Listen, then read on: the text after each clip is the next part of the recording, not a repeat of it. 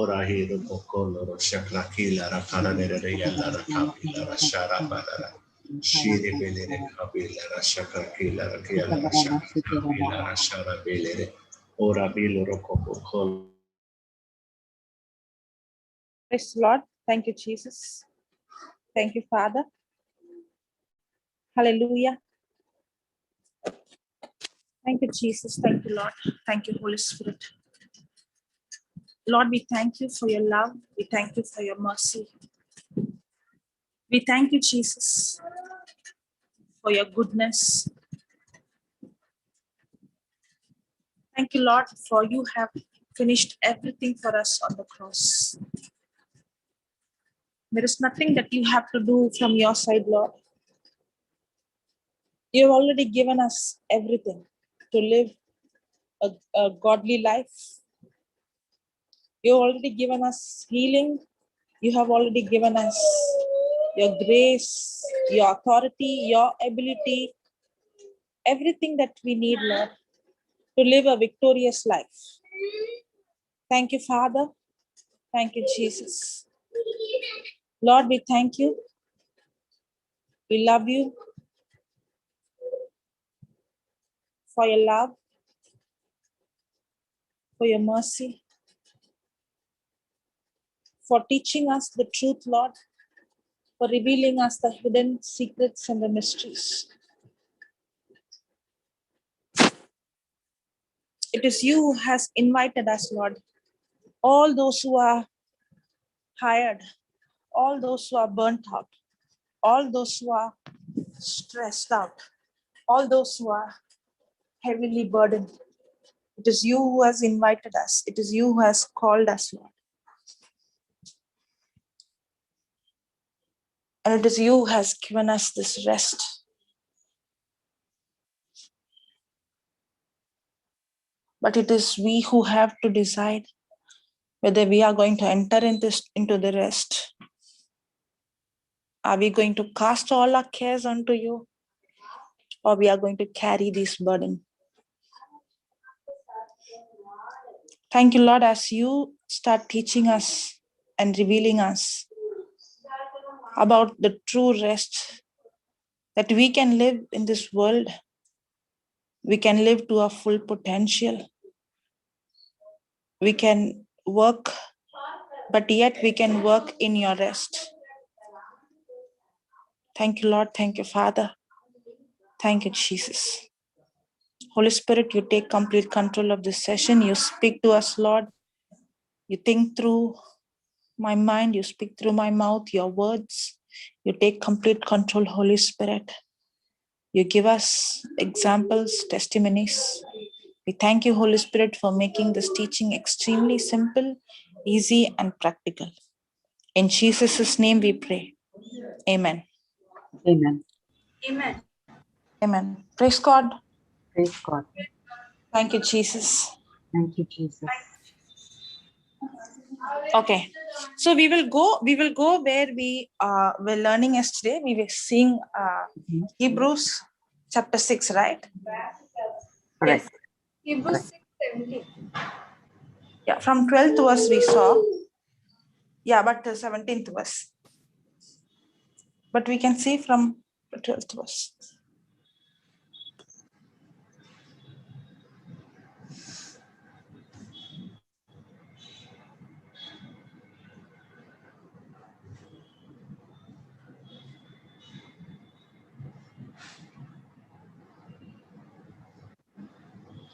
Praise God.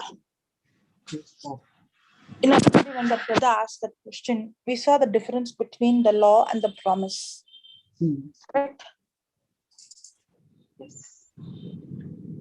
Under the law, if you see in Deuteronomy 28, it says, if I obey all the law, only then I am blessed. Yes. Correct? Okay, thank you. You put the scripture.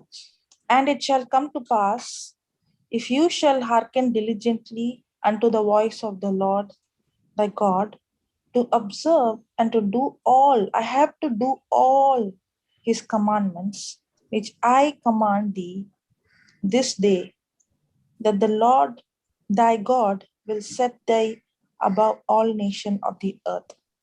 And all these blessings shall come on thee and overtake thee. So in the old covenant, if I observe and do all his commandments. See, the scripture says to observe and to do all his commandments. Not some, all. If I keep all the commandments, then all these blessings shall come upon me. Can you put the 15th verse?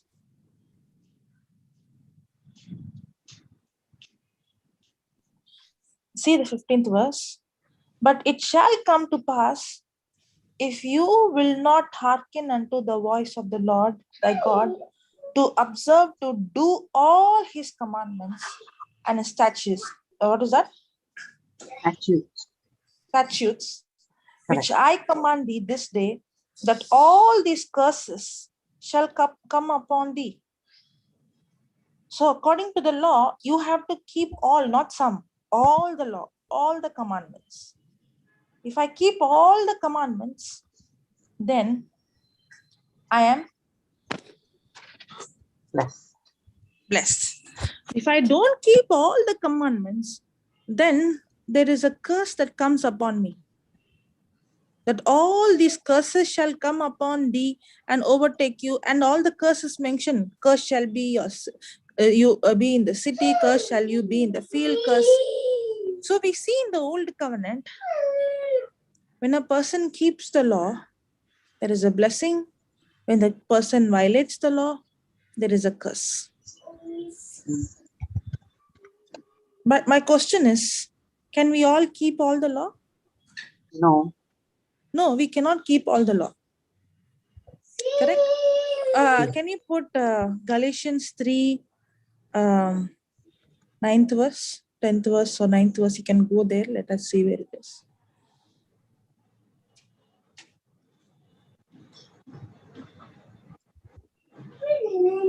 Okay. Okay, now 10th verse. The righteous shall live by faith. For as many as are of the works of the law are under the curse. Are under the curse. Now what does this say? As many as are of the works. 1 minute. Praise God. Okay. For as many as are of the works of the law are under the curse, for it is written, we just now read, right? For it is written, cursed is everyone that continueth not in all things which are written in the book of the law to do them. Did we read right now? Just now? Yes. Yes. So if you don't keep all the law, then you are under a curse. So for as many as are of the works of the law are under the curse. For it is written, cursed is everyone that continueth not in all things which are written in the book of the law to do them. But that no man is justified. But if you take according to the law, nobody can be justified. Nobody can be justified, because according to Deuteronomy, you have to keep all the Deuteronomy 28. You have to keep all the law for you to be blessed. But if you don't keep all the law, then you are under a curse.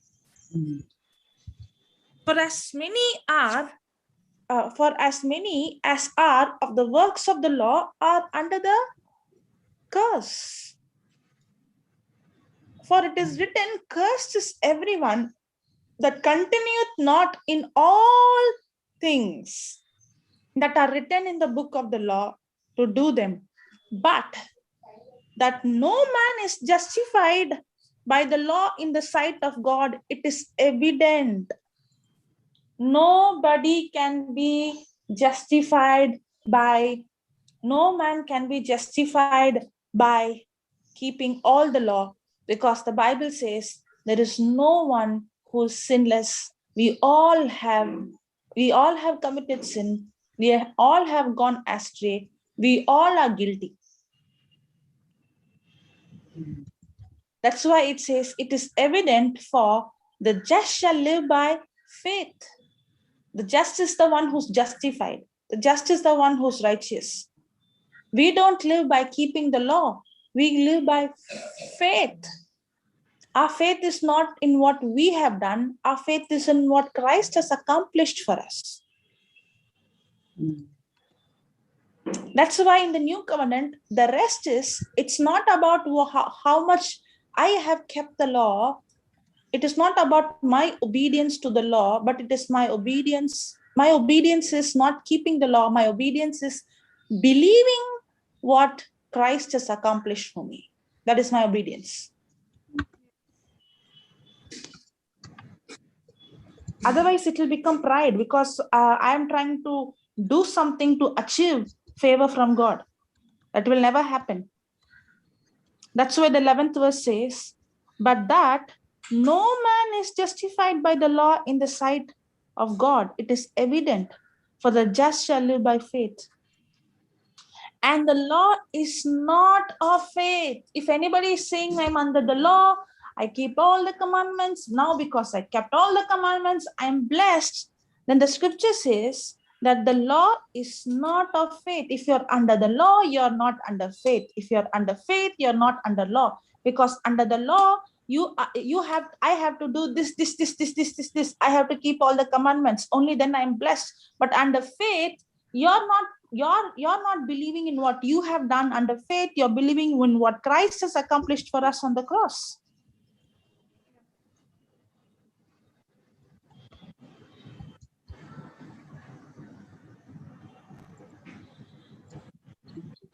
Praise God.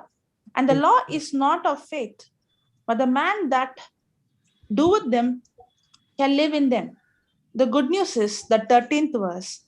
See, when you don't keep the law, there is a curse that comes on you, correct? According to the law, everybody has come under, we all come under a curse. The good news is Christ has redeemed us from the curse of the law, how being made a curse for us, for it is written, cursed is everyone that hangeth on the tree.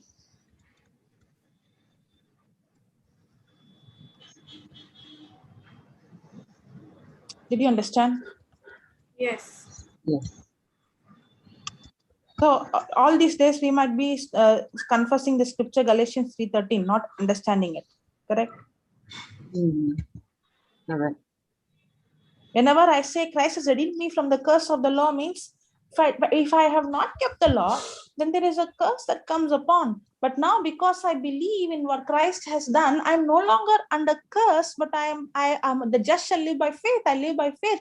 Now, because I believe what Christ has accomplished for me on the cross, that curse has no more power in my life. I'm redeemed from the curse of the law because Christ has become a curse. So I don't live by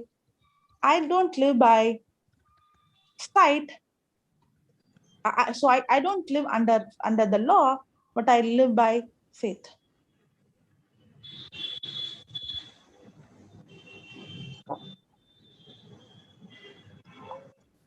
Praise God. Praise God. Thank you, God. Jesus. Thank you, Jesus. Hallelujah. Hallelujah.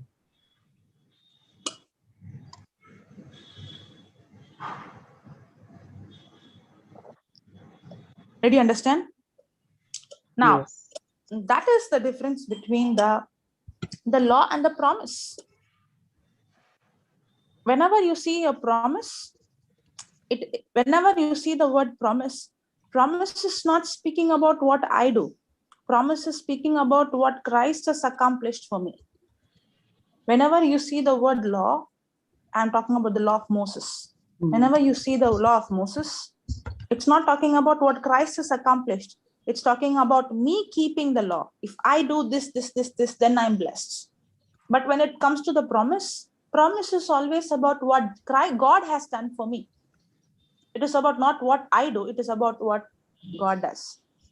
Now, even though Abraham was under the old covenant, Abraham's relationship with God was not based on keeping the law, but believing in what God has promised. Because God did not give law to Abraham.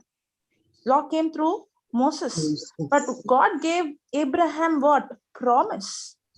Whenever there is a promise, then that means the promise is what God has done for me, what God is doing for me. All I have to do is to believe. But under the law, it's not about what God does. It is about what I do, that I deserve blessing or I deserve a curse.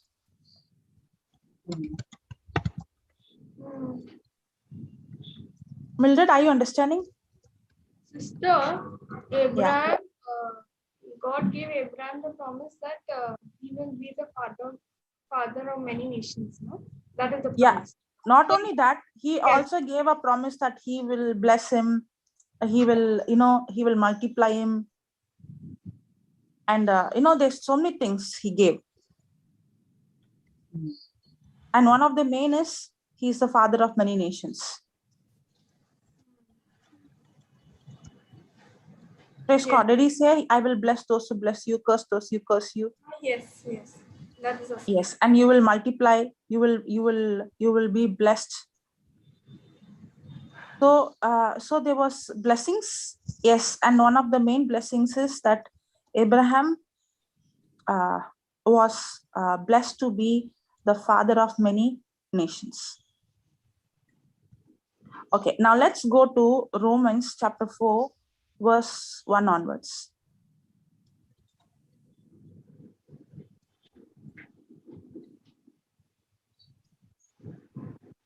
Sister, I can read.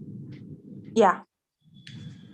What shall we say then that Abraham, our father, as pertaining to the flesh, has found?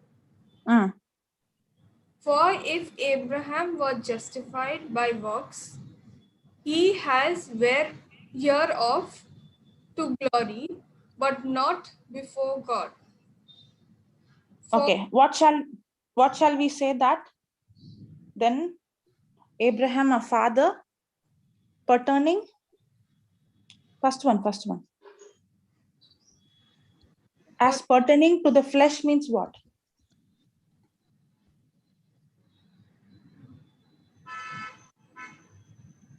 Did he do anything of his own? That's what flesh means. Anything that is without God, with his own ability.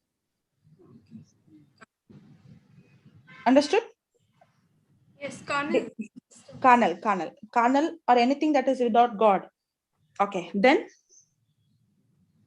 For if Abraham was justified by works, he has hereof to glory, but not before God. Means? If he was justified by his work, he had his If work. he would have said, I kept all the law, then he would have said, yeah, it is my works. I kept the law. Correct? Yes. If Abraham was justified by works, can you put some other translation? Can you put AMP or AMPC? That word law comes somewhere.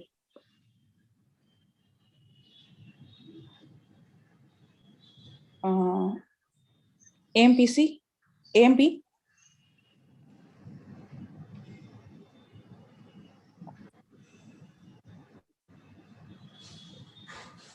Would compare.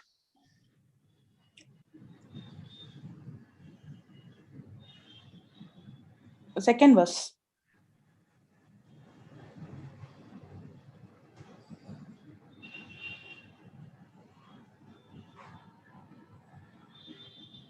Okay. Okay.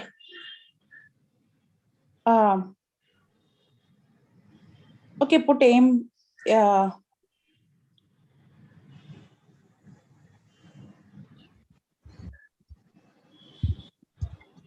Okay, no problem. Put AMP or AMPC.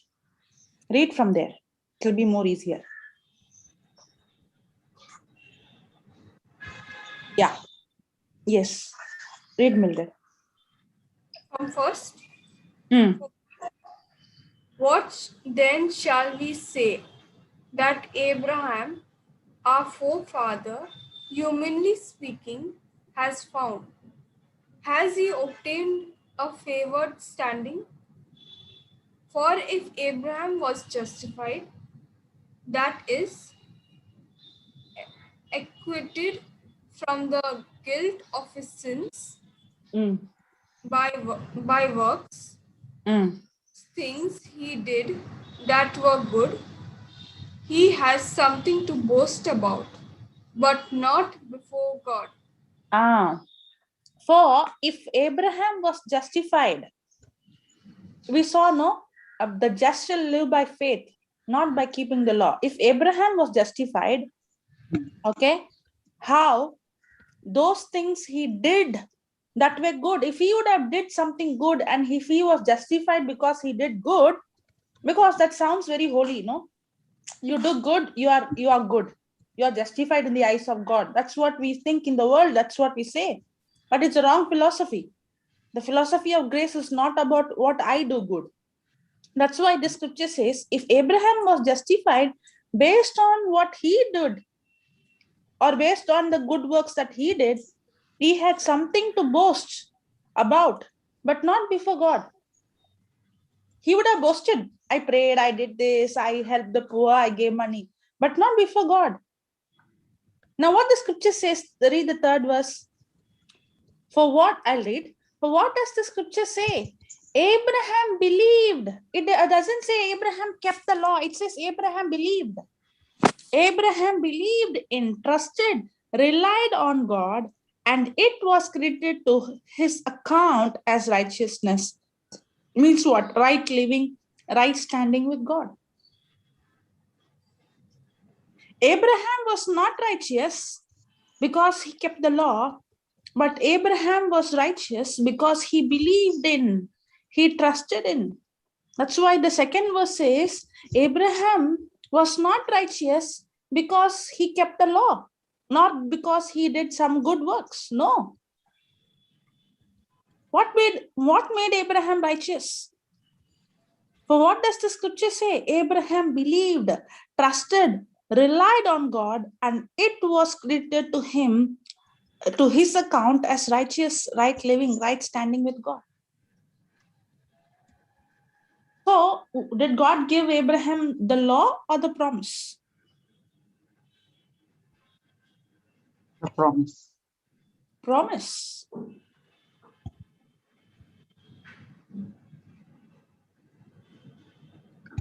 Praise God. Thank you, Jesus. Thank you. So, whenever the promise is given, my focus is not about my labor. My labor is only to enter into rest. My labor is only to believe.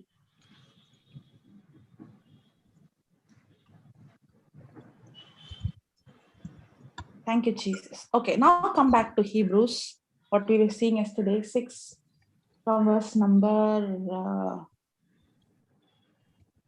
12, no? 12, yes.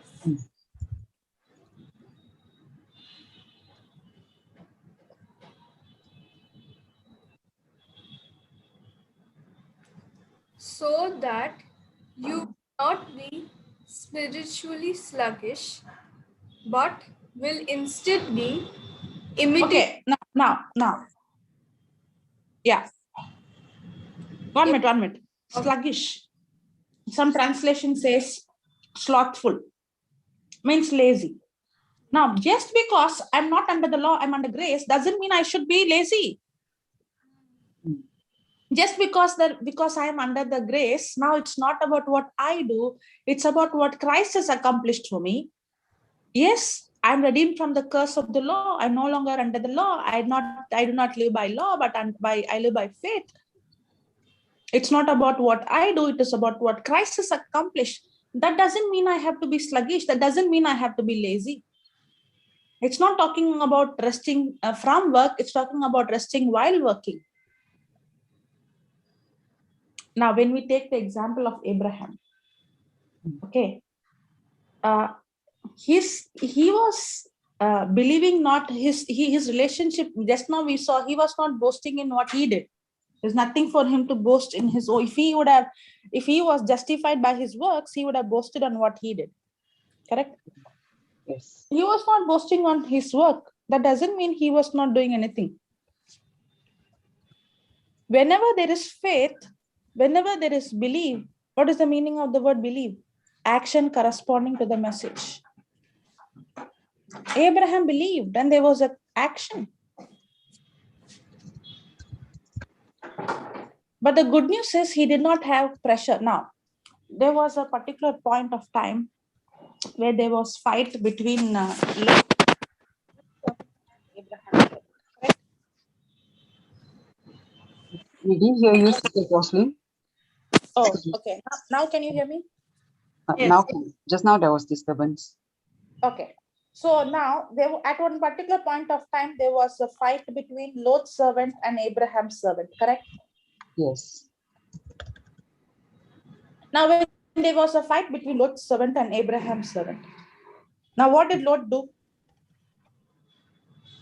What did Abraham do? Abraham told to Lot, now you see, we are, they were multiplying and they have so much. So he said, it's time for us to depart because he did not want any strife. And remember, he did not depart with anger or bitterness. He departed with love. You know why? Because even when Abraham departed, whenever he heard the news that Lot was in danger, Abraham was the first person to go and rescue him. Even when he heard about God going to judge Sodom and Gomorrah, what did he do? He interceded. Correct? He was praying for him. So he loved him so much. It was not many people, you can take that as an example and say, even he got, separated from his brother. So I also will. But also see how, not his brother, he was his cousin. Lot was his nephew. Nephew, correct. Thank you.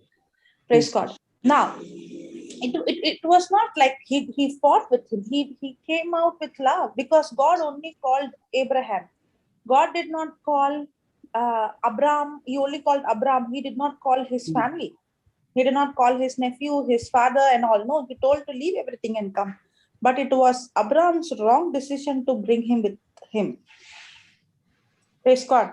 But then when there came a situation when they had to depart, okay, what did Abraham do? He took him to a high place and he showed him the place and he said, take whichever place you want.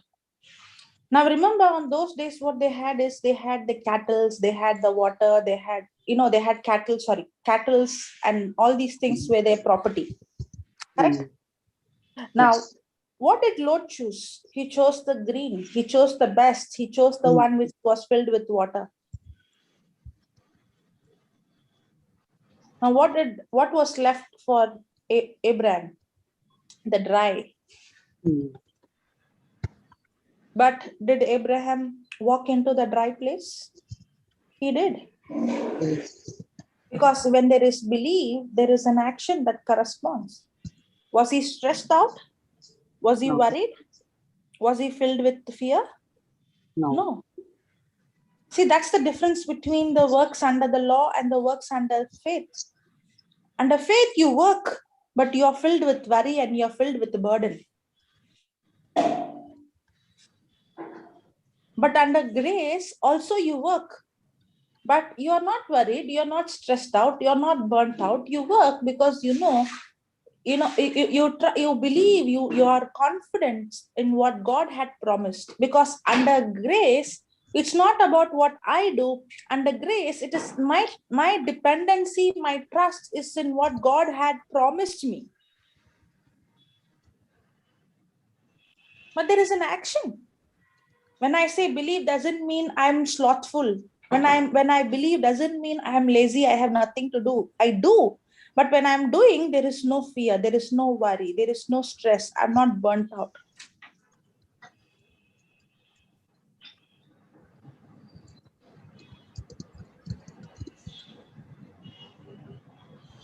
Correct? Yes. Yes. Praise God. Thank you, Jesus. Thank you, Jesus. Did you understand? Yes.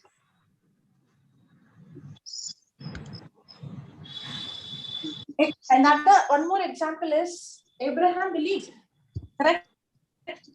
But his act was, he was not justified by what he did. If Abraham was justified by what he did, if we check the life of Abraham, many times he disobeyed. Many times he made mistakes. He said lies. But Abraham believed to that extent that he proved it in his action. Even he was ready to give his only son as a sacrifice. Was that an action? Yes. Yes. Yes. So when you say, I believe, there should always be an action that corresponds to your believing. That's why the scripture says, it doesn't mean Abraham was not justified by what he did. Abraham justified because he believed. But whenever I believe, there is an action. So that you will not be spiritually sluggish. Just because I'm not under the law, I'm under grace. I'm not lazy. In fact, if under law, a person is trying to keep the law with his own ability, he's depending on his own strength. I have to do this. But under grace, you believe in what Christ has accomplished. You're tapping into the grace of God. You are empowered by the Holy Spirit. Actually, now I can do more. If a person is burnt out, under the law, but under grace, you can go beyond your human ability, but you won't be burnt out. That's why, people can sleep for 8 hours, 10 hours, but yet feel tired. Somebody can sleep, you can take rest physically. You can sleep for 12 hours, but yet you are worried, you are burdened, you are weak. You feel so tired. You know why? Because that rest, what you're talking about, is the different rests. But the rest that comes from God, now you can even sleep for 4 hours or 5 hours or 6 hours. But now you could see that you are not worried. When you're doing, you are full of joy. You are full of peace. You're full of confidence. Because this rest has come because of the confidence that you have. 1 minute. Thank you, Jesus. Praise God. Sorry. Praise God. It's okay. Thank you, Jesus. Thank you, Jesus. Thank you, Jesus. Thank you, Jesus. Did you understand? Yes. So when I say I'm not under the law, I'm under grace, I am under rest, that doesn't mean that I'm sluggish. That doesn't mean that I'm lazy. I'm slothful. Abraham was not justified because he kept the law. Abraham was justified because he believed in what God had promised.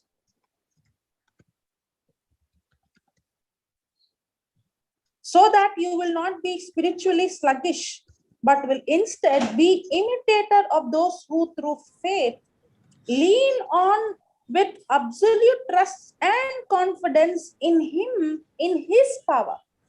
My confidence is not because I did this. No. When do you experience that rest? When your confidence is and your trust is in him and his power. And by patience, endurance, even when suffering, are now inheriting the promise.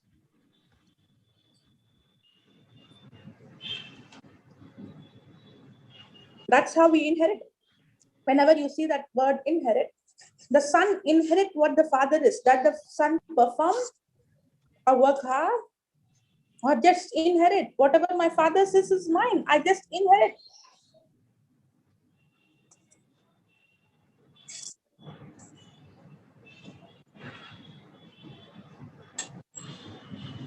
What do you say?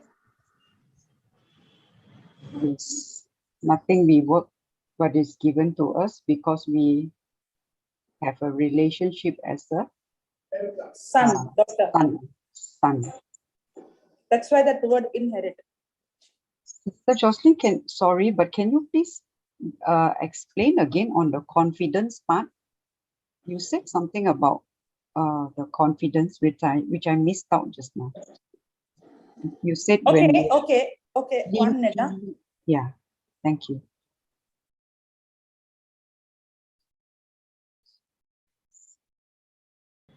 Thank you, Jesus. Yeah. Okay, 1 minute. They have come for corona test at, I don't know, for everyone.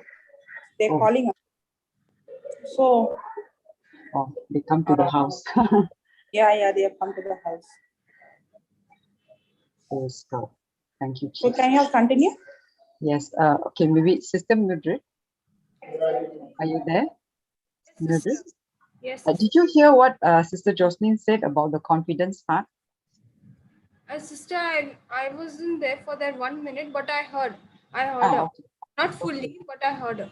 Okay, can you share, please? What to share, sister? The one that about confidence. Sister Jocelyn mentioned something about confidence, right? Just now, the Yes. trusting and the confidence. Can you share what you heard? Yes, she said when we believe in God, we are not focusing on our works. I did this, so then that's why I'm made righteous. But we are focusing. But when we focus on grace, that's the time we are in absolute trust and confidence. That's what I heard just now. I was just now. I don't know. I got disconnected. Oh, With okay. that part. Oh, praise God. Thank you, Jesus. Okay.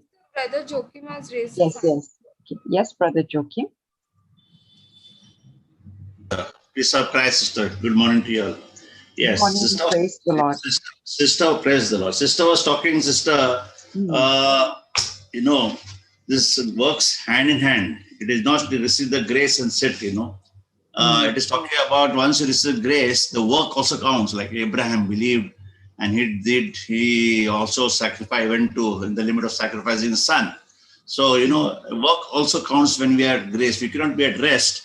And once I receive grace, we don't get tired because the Holy Spirit works in us and we like to do something more, listen to talks or do something good for others, and the work counts in that. Confidence grows in us and we be more with the Lord when we are at a time of grace because the Holy Spirit empowers us and we are at rest. Though we get tired, we don't show that we're tired, but we are we like to do something more because we are in grace and by the power of the Holy Spirit. We don't see the timing of what time we sleep for 3 hours, 4 hours, or what we are working, how we are tired or not tired. That's what I learned something about it. Confidence in the day. Thank you. Praise God. Thank you, Jesus. Yeah, because here it says, so that you will not be spiritually sluggish, but will instead be imitators of those who through faith lean on God with absolute trust and confidence in Him and in His power, and by patient endurance, even when suffering, are now inheriting the promises. Yes. Imitators. So we are called to be. Yes. Sister, what I understood is when we are in grace, we are confident on what God has done for us rather than focusing on our works. Then others we are looking at how much I've done. Is it okay, good in the sight of God? We'll be like that. But now we are confident that, God is already done. We have to only believe in the finished work of Jesus. We are confident in Jesus Christ. And that's why we are confident in His power. Praise God. Praise yes. God. Praise God. Yeah. Sister Jessie? Yes, Sister Noni. Yes, please, everyone do come, those who are in the panel, do share your thoughts. I understood this concept right now from your notes, which you typed. I understood this. Yeah, the only part I missed out is actually the confidence part, because as I was listening, I understood this confidence when when there was a strife between Abraham and Lot, and the Lot chose the green pasture of land, the whole greenery, and Abraham got the dried one. But he did not grumble, nor he told bad to Lot, but he had confidence in the promises of the Lord. He rested in that promise. Like if someone takes, like in companies where we fight, when we do a project and someone takes the credit of it, we become more angry. Like, if we are in the carnal mind, like, we were, why it's mine, and then we get into anger. But when human we rest, tendency, correct? yeah, So human tendencies. But when we rest, in that rest we have a confidence that the promises, like the works of our hands and the promises will go side by side.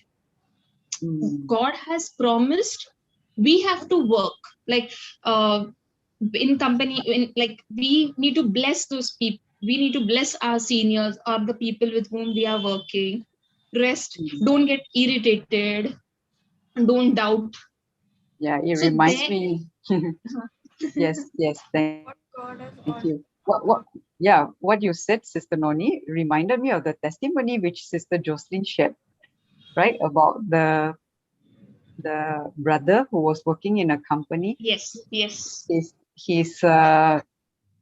His superior took the credit of his work, yet he was at rest, because why? He made God his source.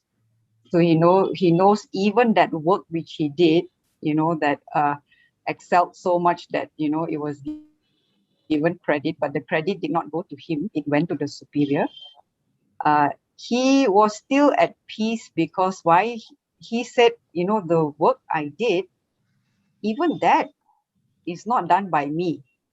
The excellence of the work that showed forth was because of the grace of God, the favor of God that was upon him, the favor of God, with him, that he excelled in his work. So, he was at peace, even if it was someone else who was given the credit for the work. Thank you for sharing, because what you mentioned, triggered that testimony, which I think Sister Jocelyn gave maybe like 2 just days recently ago. she gave it. Yeah, she mentioned that, right? So that person was not in, he was at rest. Human tendency is that one would become bitter, or strife, would come in, because why? I did the work, the other person got the credit, it'd be like that. Yes. But that didn't happen. He was at peace, because like you said, right? He had his trust was on God, and he had trust on the promises of God, because as we are under the grace, like when yesterday Papa was saying that it is not the choice, it is a commandment. Yeah, that was an eye opener. So when there's a commandment, the promises have been given, and you don't have to worry, you don't have to have worry in your mind or doubt in your mind. So when you don't have a doubt, when you're not worrying, and you are going according to the promises given to you, you have that confidence in the promise, in the word of God. Yes. Correct. Yeah. Very true. Praise God. Praise God. God. Thank you, Jesus. I like that. You have confidence in the promise. What Sister Noni said. You have confidence Yes. in the promise. Because you know the end result. You know the end result. Yeah. That's why it said, na, faith comes by hearing, and hearing by the word of God. Yeah, because it says here, true faith. Yes. Imitators of those true faith. And this faith, what is this faith? His faith is leaning on God with absolute trust and confidence in Him and His power. Yeah, that brings it to, yes, there's more clarity now. Thank you so much. Thank you, Sister Noni. So I also, when I was talking only, I just remembered this line. Otherwise, if you would have asked me like long back, I wouldn't have remembered. But now, when I was sitting and I was thinking, that time the Holy Spirit guided me that it is like this. Yes, yes. So the faith is actually leaning on God with absolute trust and confidence in Him and His power. And that all comes because of His promise. No promise, there's actually nothing to lean on. Yes, yes, sister. Can I speak? Brother. Yes, Brother Joachim. Yes. So I was talking about Abraham, the faith what he had, he believed. And without work, faith is also dead, as per James 2, verse 14 to 26. And faith without work is dead. Okay. And verse 21 says, James 2, verse 21 says, was not Abraham a father of justified by work? Was Abraham our father justified by work when he offered Isaac his son on the altar? So work also counts, because he, as Sister Jocelyn said, his work manifested. Only sitting with Grace, you and me and Abraham, it would not work. Faith wouldn't work for us, Faith without work is dead, it says, And Abraham here is mentioned, as Sister Jocelyn was saying. And Abraham, what happens, as Lot, his cousin, Nebi or something like that, he took the best part of it, but he didn't say anything. He blessed him. In other words, when he was in trouble, he also interceded for him, at least one person, from 50 he came to 5, 6, he interceded for them that one person should be righteous. And as city Sodom and Gomorrah was there, destroyed, he told that you move out from there.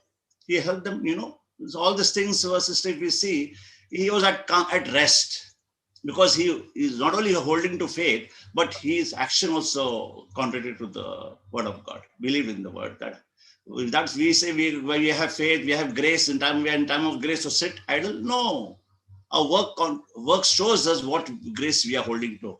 The love of Jesus, how we helping others, how we had peace, how we are taking the worries of the world, or because of COVID, and all problems, family problems. This shows where we stand. So we are with grace, and faith doesn't work without our action also work. Thank you, sister. Praise God. Thank you, Jesus. Thank you, Brother Joachim. Yes, because when we say faith is believing in the unseen. So when you say you believe, there has got to be a corresponding action in what you believe in. So there is works. One is works of the law, and one is the works of faith. Yes. So your volume is a little low. Yeah. Now can you hear me? Yeah. Now yes. So there are two kinds of works. One is works of the law, and one is works of faith. The Bible says, if I am under grace, I'm no longer under works. I think Romans 6:11 says that. If you're under grace, you're no longer under works. Can you check whether it's Romans 6:11?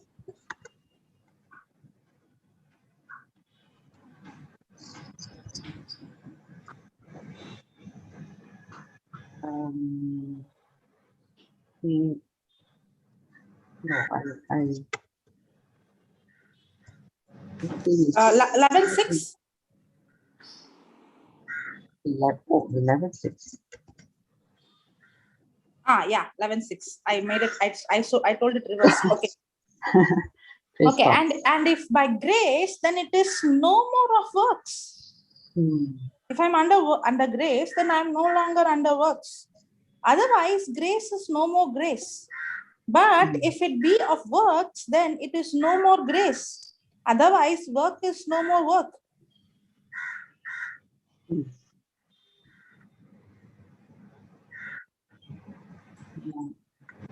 Praise God. Praise God. So that means what? That means when I am under grace, I'm no longer under works. This work is talking about the works of keeping the law. I have to keep the law. I have to do this. I have to do this. Then only I. Praise God. Sister Then Jocelyn, only. Sorry. Then only I am blessed. we missed you there for a second. Okay. If I am under the law, under the works, then it is based on what I do. That doesn't mean under faith there is no works. Under grace there is no works. Under grace also there is work. That's why it's a thin line. It won't take much time for a person to come into the law. It won't take much time a person to get into the law. When a person, that's why when Paul was writing to the Galatians, he said, you started with grace. How did you end up with works? It won't take much time. There is a difference between if I am under works, then no more of grace. The scripture says very clearly, and if by grace, then it is no more of works. Otherwise, grace is no more grace. But if it is of works, then it is no more grace. Otherwise, work is no more. But what Brother Joachim was talking about, James chapter 2, it says faith without works is dead, means that work is because now I believe my action, my work, what I do corresponds to my believing. Now, I told you there is a thin line between the works under the law and the works under the grace. Now, the works under the law is, first, I have to do this. I have to obey the commandments. I have to keep this. I have to do this. Only when I do this, if I pray, if I fast, if I go to church, if I do my this and that, if I get up early in the morning, only then God will bless me. That is the works of the law. We are not under the works of the law. If you are under grace, you are no longer of the works. Now, under faith is, Christ has already accomplished for me. He died for me. He took my sin. He took my sickness. He took my pain. He has done everything. I'm not going to receive what he has done based on what I do. No, I don't deserve. If I have to deserve, I deserve hell. If I have to deserve, I deserve curse. If I have to deserve, I deserve punishment. Somebody can say, no, I lived holy. You lived holy. You compare yourself with somebody else. But according to the Bible standard, everybody is same. Everybody are sinners. Everybody has to be punished. Everybody comes under a curse. There is nobody perfect. So today, I receive salvation not because of what I do. I receive salvation because of what Christ has accomplished. Now, because I believe what Christ has done for me, now I am empowered by the Holy Spirit to live right. Now, because I believe in what he has accomplished, I have received his grace to walk in faith. That's what Ephesians 2, can you put that Ephesians 2, 8, 9, 10?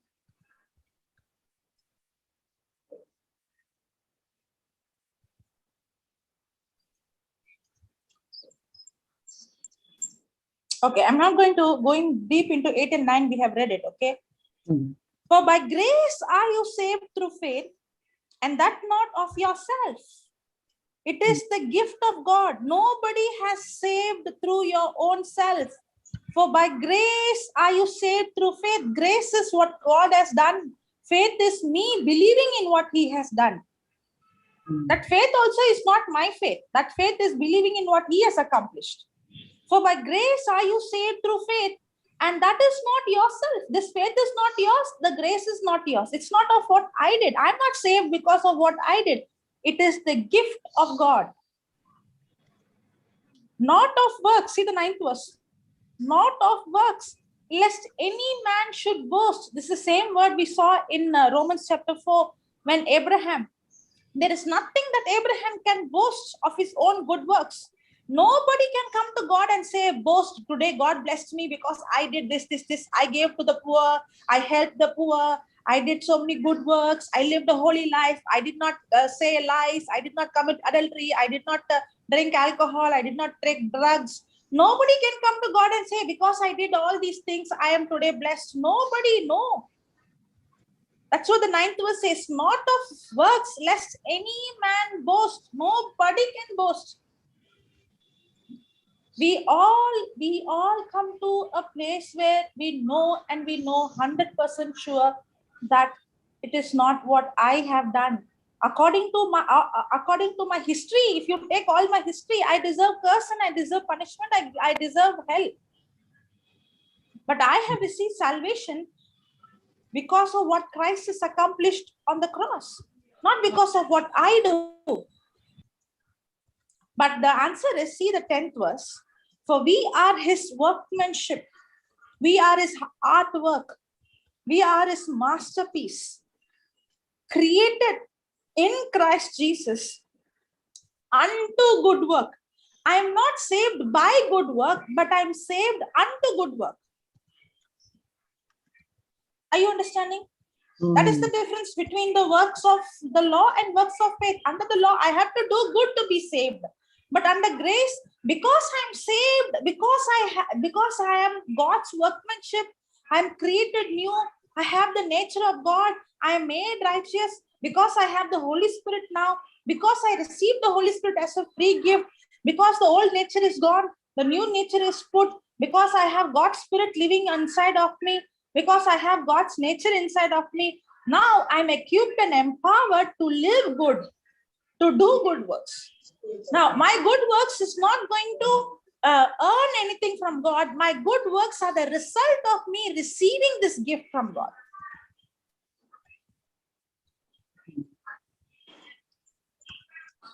For we are his workmanship, created in Christ Jesus unto good work.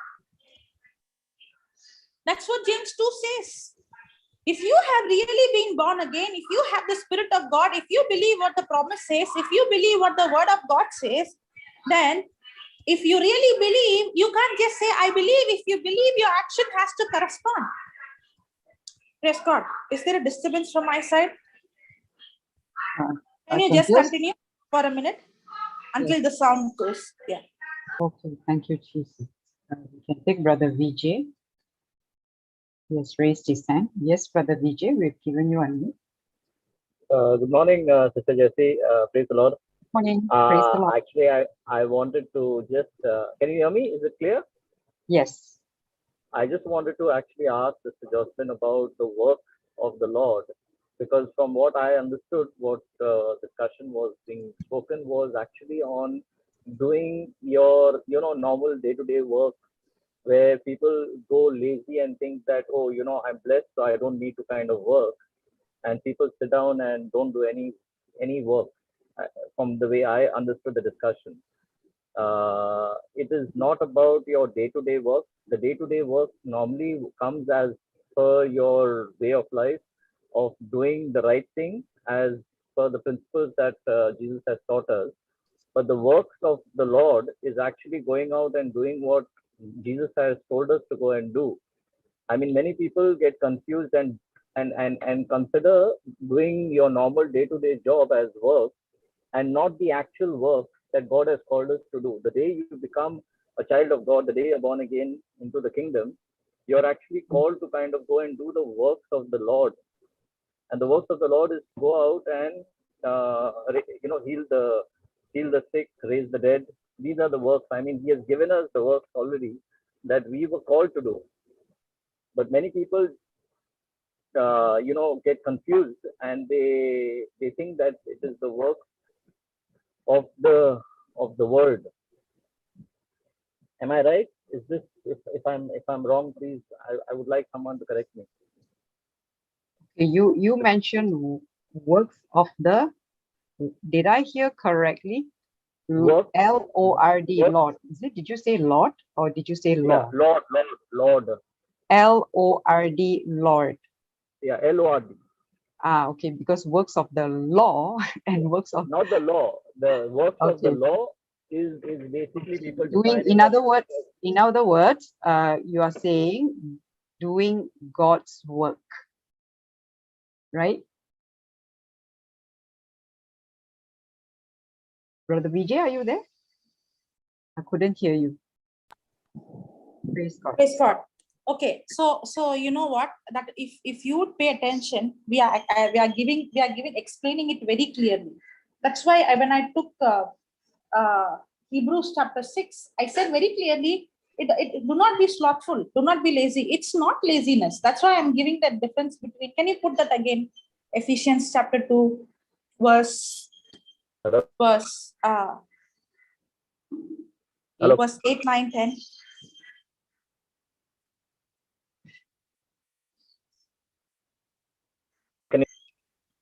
Hello? Yes, Brother Vijay. Yeah, sorry, I got disconnected. The internet. Okay, Sister Jocelyn is It's she's explaining right now. yeah, I'm Yes, explaining. yes, Can yes. you put that Ephesians 2? Ephesians 2. Okay.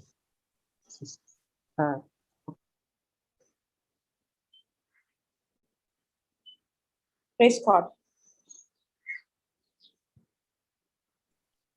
Praise God. Okay, suddenly everyone got muted. Okay, never mind. If Sister Marita is not free, I'll put the screen. Hold on, yeah. Ephesians.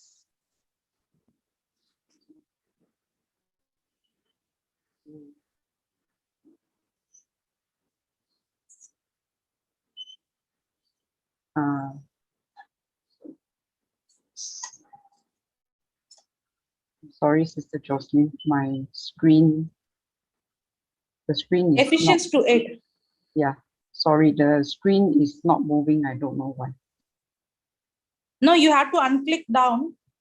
When you open, No. there is option. You have to untick it. Yes, Sister. Okay, So Sister Marita has come. Marita. Okay, thank you. Thank you, Sister Marita.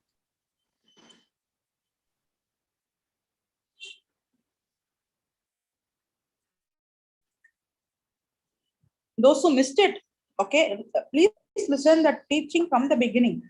Because when you read, when you listen only one part, then you will not get the, if you only listening what we are learning in Romans 11 verse 6. Okay, that part only I'm taking. We are learning that there is no works, but we also were seeing the other side. We are not only seeing. That's why there is a balance. Correct. Yes. And I'm telling you that we are not under works. I'm not stopping there. I'm talking also about the works of faith. That's why the scripture says, what I have received. That's why every time when you speak, you always show a scripture. If you don't show a scripture, it's your opinion. See, when I am we always preaching, we always show a scripture. If you don't come with a scripture, then it is your opinion. Why should I believe somebody's opinion? I don't want anybody's opinion. That might be your opinion, but that doesn't mean it must be the truth. That's why when somebody comes and asks me, I'll ask which scripture says so. And that person is not sure. That's why I have to study the word. So I know for sure it is written. That's why the scripture says, for by grace are you saved through faith. And that not of yourself, it is the gift of God. It is a gift of God. Nobody can receive salvation by keeping the law. If anybody would say, I kept the law, I did this, I did that. When I say works of the law means, a works of the law is a person trying to attain right standing with God based on his performance. Somehow we all have trained right from childhood. That's why when the grace teaching is come, we couldn't accept it because we have trained it. I have to perform. I have to do this. Only then God can accept. But the scripture says very clearly, for by grace are you saved through faith. Grace is God's unmerited, undeserved favor. Not based on what I did. Grace is God's willingness to use his power, his ability, his authority on my behalf, even though I don't deserve. For by grace are you saved through faith. Faith is not of my faith. That's what it says. And that not of yourself. My faith is not in how much I prayed or what I did. My faith is in what Christ has accomplished. And this salvation is a gift of God. Not of works, lest any man should boast. Nobody can boast. I prayed over, I fasted so many hours. I did this. I get up every day morning. Every day I read the Bible. I go for mass every day. Nobody can boast. Today, if you're saved, it's not because you prayed so many hours or you did this. It is because of what Christ accomplished on the cross. If you are going to boast on what you do, then you're nullifying, you're making the cross ineffective. That's what Galatians 5:4 says. Christ becomes of no effect in your life if you have to be justified by grace, by the law. You are fallen from the grace. The reason why I see so many people, they preach, but they cannot even heal a headache. You know why? Because the problem is they think that they have to qualify. When you have the mindset of being in the law, you will never see supernatural manifestation in your life. Because you think, I am blessed based on my performance, my prayer, I did this, I did that. No. That's what we saw in Romans 6:11. If I am under grace, I am no longer under law. The scripture says, it's a new covenant scripture, not one scripture. So many scriptures says that. Paul again and again writes, if you are under grace, you're no longer under the law, you're no longer under the works. But I'm not stopping there with the 9th verse.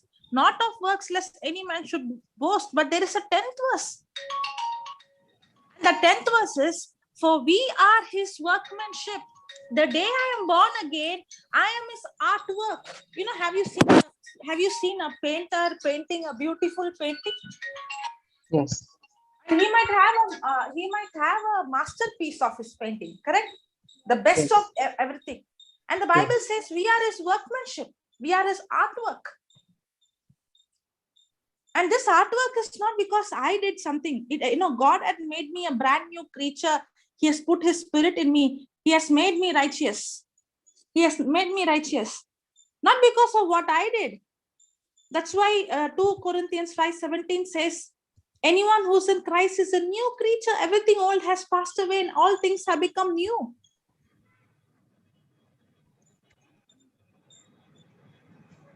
Okay, we'll go to the scripture and we'll come back. Put that 2 Corinthians 5:17.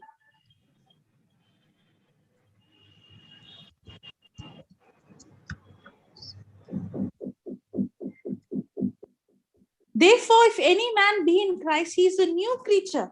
All things are passed away. Behold, all things not will become new or is becoming new. All things are become new. The day I believe in what Jesus done, accomplished, the day I'm born again, I have instantly become a brand new creature. The God spirit is in me. The love of God is poured in my spirit. Put the 21st verse.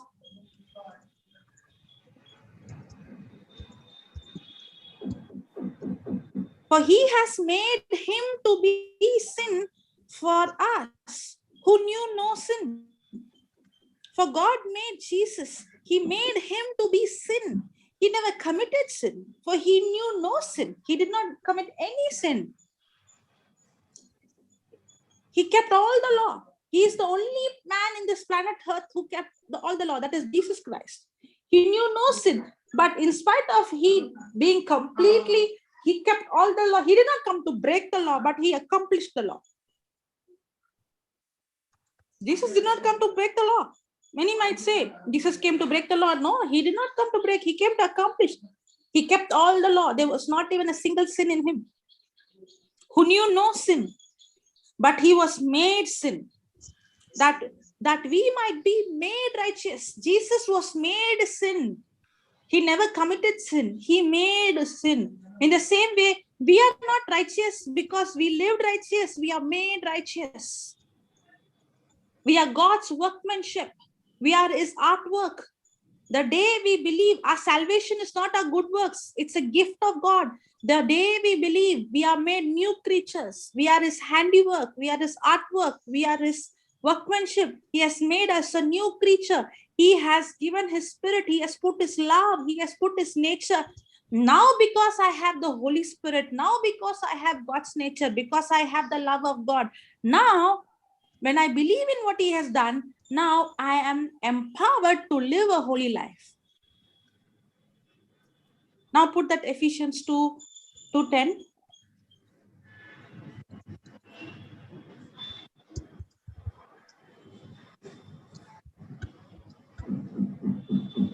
For we are his workmanship, created in Christ Jesus unto good works.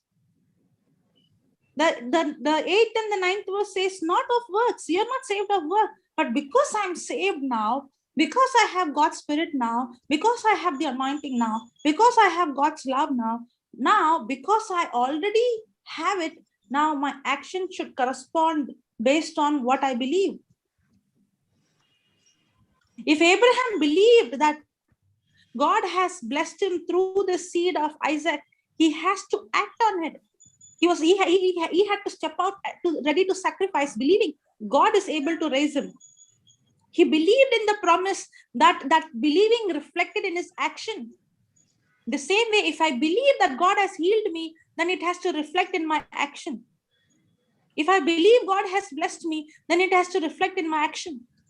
If I believe that God has poured his love in me, then it has to reflect in my action unto good works. But if I see a poor person and I can't feed him, if I see a naked person, I can't clothe him. If I see a sick person and if I cannot go and lay hand on him, then there is no works. How can I say I believe if there is no works? How can I say I believe if there is no works? If I believe, that means my work has to correspond. My action has to correspond. Now my action corresponding is not to get from God. My action corresponding is believing in what I already got from God.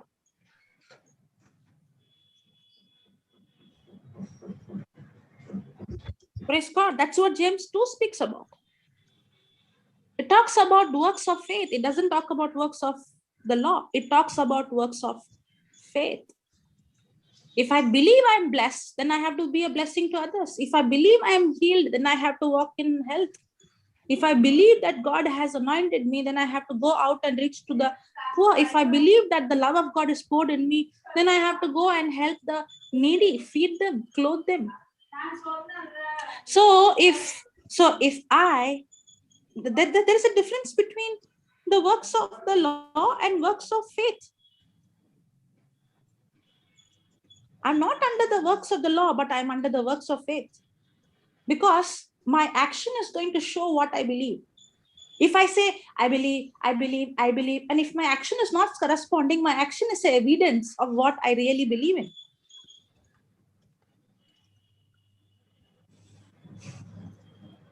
Now, did you understand? Yes. Yes. Praise God. Praise Thank you. God.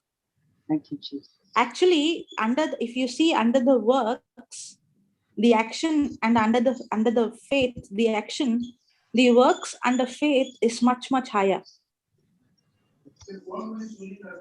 And you see, Abraham, if he was under law, he would have not able to give his son sacrifice. But because he was under faith, only a person under faith can sacrifice. You cannot come to a point of commitment and sacrifice under law.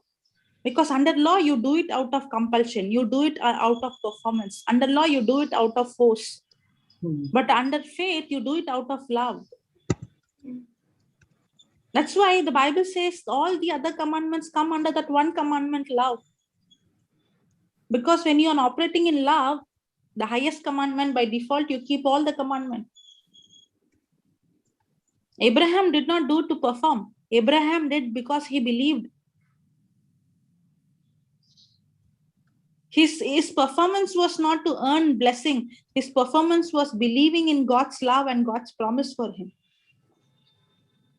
A person under grace, always can always, work more than a person who's under the law. Because under the law, a person is trying to perform with human ability, without God.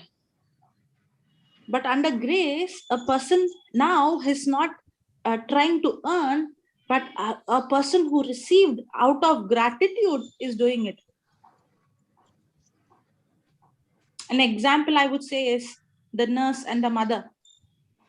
When the nurse is going to the hospital, she's doing it as a job, as a work, correct? Yes. For the salary. What if the hospital would say, we won't give salary, can you come and serve every day? Will the nurse go? No. No. Now, when there is a boy who's sick, maybe of the same age of the son. Now, will she, 6 o'clock is her time, duty time gets over. Will she stay there till 10 o'clock at night, 11 o'clock at night, or sharp 6 o'clock she leaves? Sharp 6. 6 o'clock she leaves. She leaves. She leaves. Now, she is doing it under the law. I have to do this, I have to perform, only then I get salary. But the same mother, the same nurse, when she goes home, she's a mother. Okay. Now, she's seeing her son is sick. Now, every day, 10 p.m., she goes to the bed. But now she sees her son, he's not sleeping and he's suffering. Do you think she'll say 10 o'clock, my job is over, I'll go to sleep? No, never. No. She'll stay Now, awake. she will be awake. She will be even awake the whole night. Yes. That's the difference between the law and grace. Here, she's not doing because she has to do, only then she will get something. No, she's doing it out of love. But when a person is doing it out of love, will always do more than a person who's doing under the law. In fact, the works under grace is much more than the works under law. You work more in grace, but you are not burdened, but you are not worried, you are not stressed out, because love is the motivation. You're not doing it to gain something from God. You're doing it because you have already received it from God.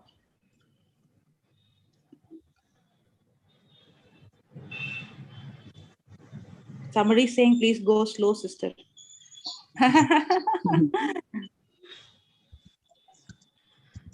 Thank you, Jesus. I think this nurse and the mother example would have made you easy to understand. Yes. Yes. Yes. Yes. It became more clear. Yeah. So there is works under law and there is works under grace. That's why it is a thin line. You know, many people, they get into jealousy, they get into anger, they get into bitterness because they think like, why is that only for he, everything is happening? Why is that when he prays, things are happening? How is that? The other person is trying to perform and getting frustrated, burdened. See, in this, always a person who's under the, how do you know that you are under the works of the law? It's a clue, okay? Now check yourself. Are you under the works of the law or under the works of grace? If you're under the works of the law, you're praying, you're confessing the scripture, you're praying in tongues, but you're wondering why it's not working. I'm praying in tongues. I'm confessing the scripture. I'm doing this. I'm listening to the teachings. I'm writing notes. But I'm not seeing anything happening. Are you tired? Are you worn out? Are you worried? Are you stressed? You're working, but you're not working under grace. You're working under law. All your actions are correct. Huh? Under the law, the action is correct. Because the action is to keep the law, to do what the word says. The action is correct. But you're working under law. You might be saying the right prayer. You might be confessing the right confession. You might be saying everything right, doing everything right, praying in tongues, everything right. But then you're frustrated, you're worried because you are under works. It's a thin line. It's a very, very thin line. But under grace, you're not just studying 2 hours or 3 hours. You're even studying 10 hours. You're praying in tongues in 4, 5 hours. You are preaching. You are reaching out. You're doing other work also, office work also. You're doing homework. But there is a joy in your heart. There is such a bubbling in your heart. There is such a peace in your heart because you know it's not you. It's Christ. Because you're resting. But then you're doing is much more. You're only sleeping 3 hours or 4 hours. But then you're so light. There is such a freedom because you know it's not you. Now you're under grace. Under grace also, you're praying in tongues. Under grace also, you're studying the Bible. Under grace also, you are confessing the scripture. Under law also, you're doing the same. But in one, you're experiencing burden, worry, anxiety. In the other, you're experiencing joy, peace, love, excitement. Because in one, you're depending on, I did this. That is works of the law. I did this. Under the works of faith, thank you, Lord, you have done it. Thank you, Jesus. I'm not going to focus what is happening because you have already healed me. Thank you, Jesus. No matter what the report says, Lord, no matter what the economy says, Lord, you have already supplied all my needs according to your riches. Thank you, Father. I will always be the head and not the tail. I'm like a tree planted by the rivers of water. Are you understanding? It's a thin line. You might do everything right, but you don't know when you shifted from the works of faith to works of the law. Because under works of the law, it's about what I do. But under the works of grace, it's about what Christ has done for me. My part is believing in what he has done. Now when I'm working as I'm resting.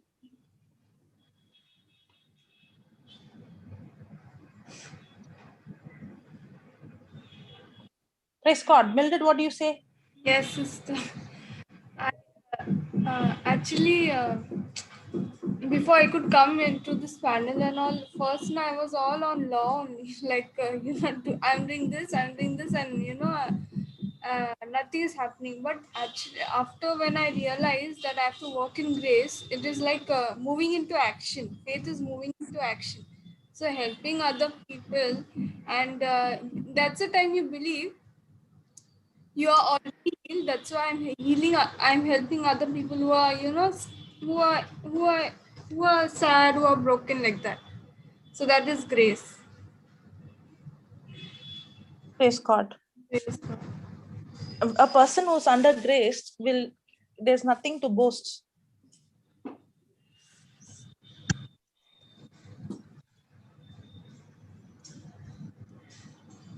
Yeah, Brother Joachim has raised hand again. Brother Joachim, I've given you unmute. Yes. Please stop. Yes, Sister Jocelyn, Yeah. wonderful Yeah, teaching. brother. I just want to say that, before I was the same thing. I was to pray, do this, do that, and everything systematically. You understood? I used to also do the same thing. But that peace was not there, That peace was not there. Like now you said that though you had a grace and then you do more work and you still don't get tired and you want to do more, So I was earlier, same thing. I was following all the rules and regulations. I was doing all the prayers as everything I was doing. But that peace was not there. But now I have received the peace, the grace. So what you mean to say, sister, we have found the treasure, we are born again, sister, once find the grace. Once you're born again, once you believe in Christ, now what happened to Paul and Silas when they were in the prison? The jailer, when he came and asked and he fell at the feet, he asked, what should I do to be saved? What did they say? Believe, that's all. So how a person gets born again? By believing in the heart and confessing with the mouth. That's when you become born again. Okay, but sister, one more thing, can I ask you one question? Yeah. John 3 verse 5, it told the Nicodemus, unless you are born of the water and spirit, you cannot enter the kingdom of God. Water is the word of God, right? Unless you meditate on the word, and automatically the spirit will come Believe to you. The word. Believe the word. When you believe, if I believe, the doing comes by default. If I I say I believe, that my action has to correspond to the believing. And automatically the Holy Spirit talks to you. Your spirit enters your life. Yes. Even, brother, in fact, even that preaching of the gospel, it is the Holy Spirit who's convicting our heart. That's why Jesus said, no, I leave the 99, I go in search of the one. Yes. It is not I am going to God. It is God who's coming in search of us. Yes. It is He who sent people to preach. The moment I believe, that's the time I accept Him as my Lord, God and Savior. That's the time I become born again. So that's why he says, I think that's why he doesn't want a single soul to be lost. That's why he wants us all closer to this Zoom panel with JCILM, So we learn more and more. Yeah, you're very true what I told. I was lost earlier, but now I'm found, Praise God. Praise God. Thank you, Jesus. Thank you, Jesus. Praise God. Thank you, Jesus. Hallelujah. Okay, let's go to, I think we are trying to go to Hebrews, but somehow we are trying to understand that more better. Yeah. Praise God. Hebrews 6.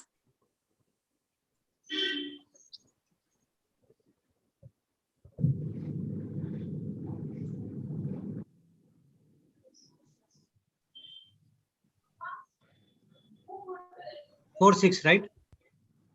Hebrews 6, verse 12 onwards. Okay. Promise and oath. Yeah. We were seeing AMP, brother. AMP or AMPC, Sister Jessie?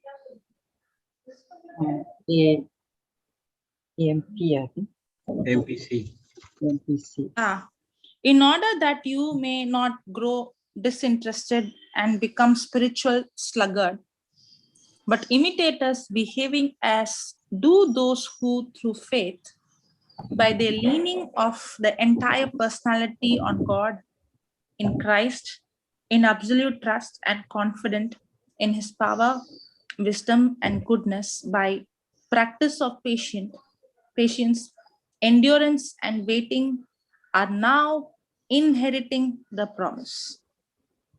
Then, for when God made his promise to Abraham, he swore by himself, since he had no one greater by whom to swear, saying, blessing I certainly will bless you, and multiply I will multiply you. And so it was that he, Abraham, having waited long and endured patiently, realized and obtained in the birth of Isaac as a pledge of what was to come, what God had promised him. Then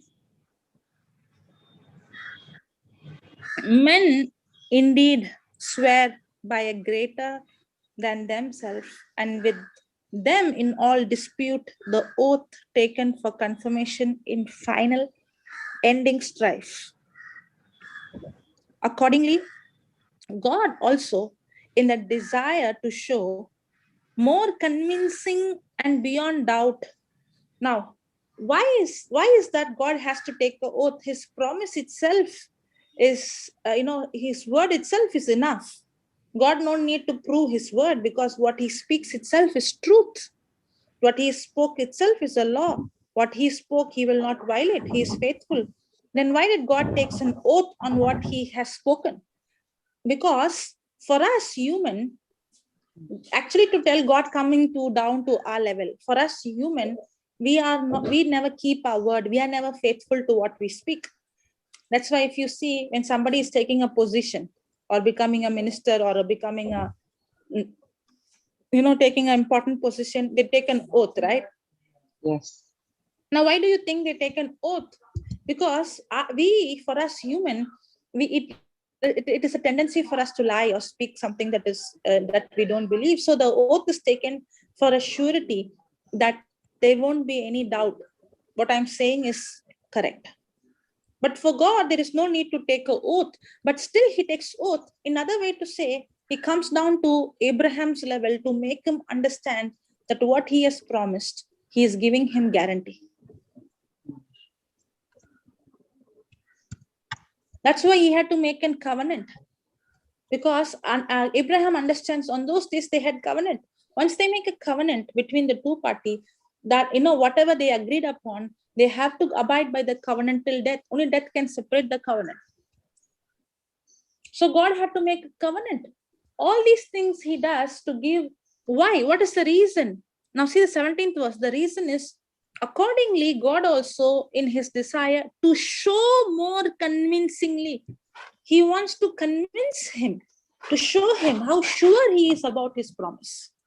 Convincingly and beyond doubt, to those who were to inherit the promise.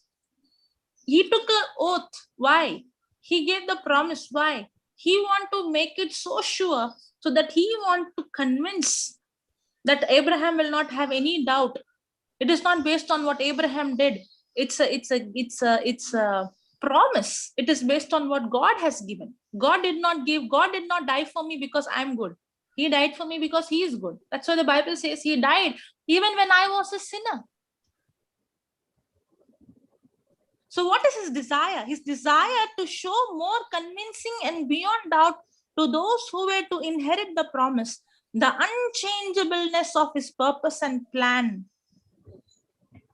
Why did he take an oath? He took an oath to show that God is unchangeable. If he has given a promise, he will not change it. Even if I fail, he will not fail. Even if I don't act accordingly, he will not. My relationship with God is not based on my faithfulness. My relationship with God is based on God's faithfulness. You know what gives, a person who's under grace, you will effortlessly, stresslessly see signs, wonders, miracle. On Saturdays, these children, they come stresslessly, effortlessly, and they pray for the sick. Why? Because they have understood this. They have understood that the promise is unchangeable. If God has promised that when I speak to this mountain, the mountain has to obey, then God will not change his word. Now, I'm stepping out to speak to the mountain, not because I prayed so many hours. I'm stepping out to speak to the mountain because I believe God will not change what he has spoken. My confidence is not on what I do. My confidence is on what God has promised.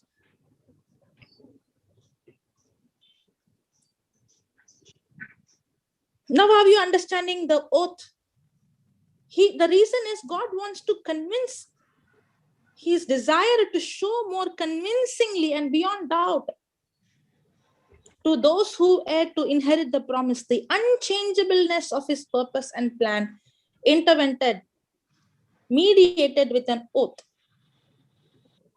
This was so that by two unchangeable things, the promise and the oath.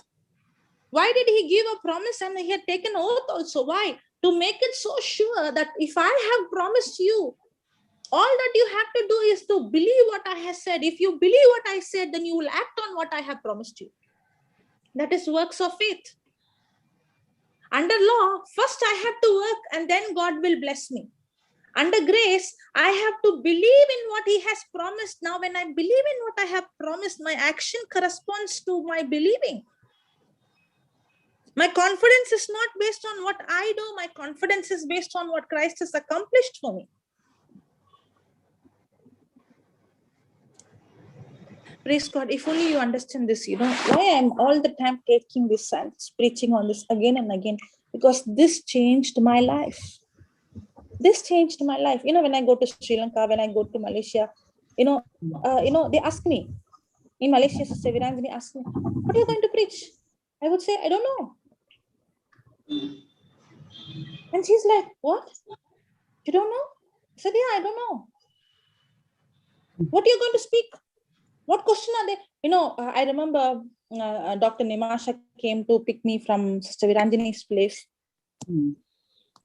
And Sister Viranjani was saying, you're going to the hospital to speak to the doctors. What are you going to teach? I said, I don't know. And when Dr. Nimasha came, she said, you know whom you're going to meet? It's not just doctors. These are my seniors. These are my teachers. They are experienced of 30 years, 40 years. I said, okay. So what you're going to teach? I said, I don't know. After that, later on, I don't know whether Sister Nimasha, if you're listening, if you're there, you can join the Zoom. Later on, she was saying, I was actually thinking, how is she going to answer? They are very intelligent. They are very good in that field. How is she going to answer? If they ask some question, they ask questions from the knowledge, right? And she was thinking how I'm going to handle the situation. But when she saw me, I was so cool. You know why I was so cool? Because I don't know. My part is I study the word every day. I spend time with him. I pray in tongues. There are some times there I do fail. There are times that I don't do things perfect. It's not about what I do. My confidence is not on me. My confidence is on the one who's faithful. My confidence is on his personality. That's what the scripture says, no unchangeableness. My confidence is because I changed, but my confidence is because he is unchangeable. His promise is unchangeable. That changed my life. It's stressless. It's stressless. If you have to go and speak 1 hour, if you have to go to a place, and you will, in carnal, if I was a carnal person, I start thinking, oh, they are doctors, oh, they are educated, oh, they have knowledge in this. What if they ask me this question? What if they ask me that question? What if they put, what if I don't say the right word? What if I don't? I will be thinking so many things, but I cast all my burden on him. Lord, it is you who's taking me. If it is you who's taking me, you know how you will teach me. You will see that confidence. I can't explain this confidence until and unless you don't live.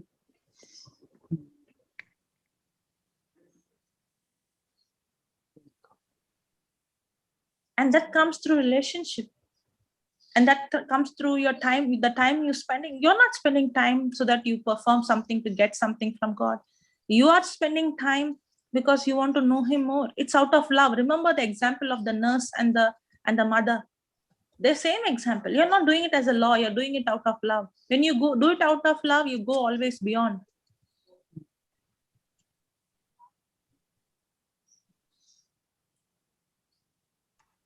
And whenever I go without worry or without stress, without anxiety, I see always Holy Spirit show up. There is not one day he had forsaken me, because he has promised me, I will never leave you, not forsake me. There is not one day he put me to shame. There is not one day that I was standing there, I did not know what to speak. Because I did not trust in my intelligence. I did not trust in the knowledge or studied what I did or what I prayed. My confidence in, when I call the sick people, it's the confidence is not on me. The confidence is on the one who has promised me. It's not because how many hours I prayed.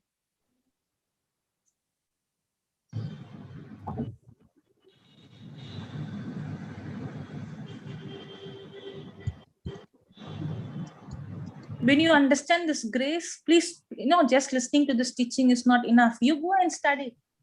You go and study the book of Romans. You go and listen to the teachings, take the scriptures, whatever scriptures we are saying, write down the scriptures, go and study. The book of Galatians, the book of Romans. And you spend time, don't take too many teachings and keep listening everything and make a cocktail. Take only 1 or 2 teachings and only start paying attention to that and start praying in tongues and ask the Holy Spirit for revelation and start studying. It's relationship where you can step out from self and you can walk through grace. If you see, when you see the early Christians, they were not walking boldly because they were so intelligent or they were so smart so that they know all the scriptures. That confidence has come because they understood God's grace. That boldness came because they tapped into the grace of God.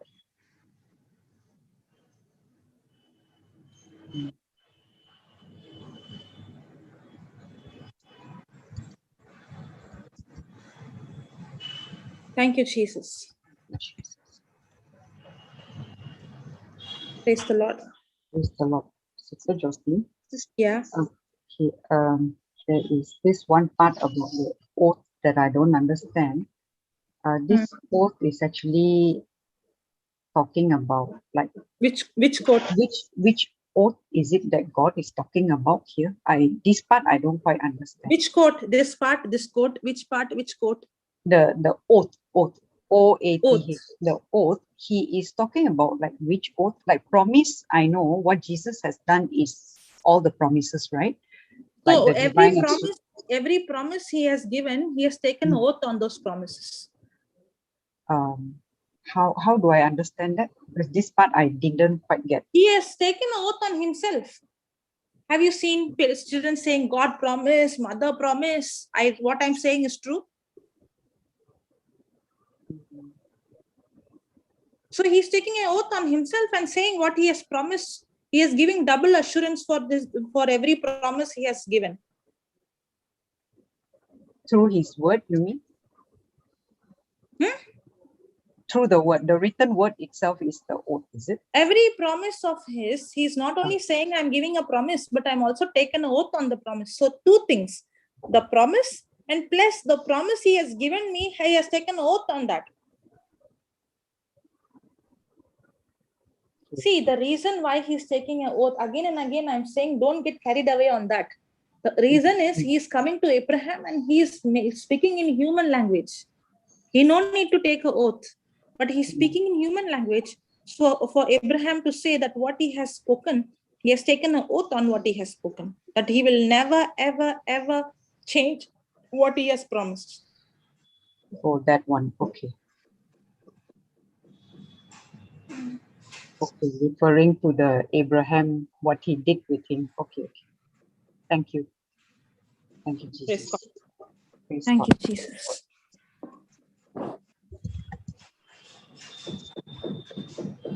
Praise God.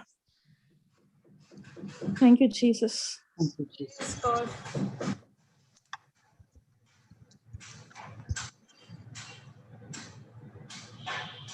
So yesterday, the last point that we wrote is religion says we must work to try and finish what Jesus has accomplished, right?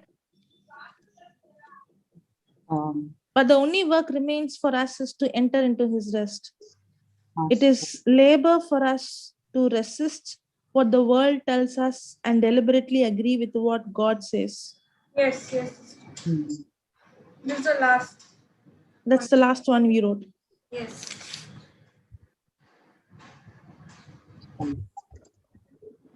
Yeah, put it on the chat.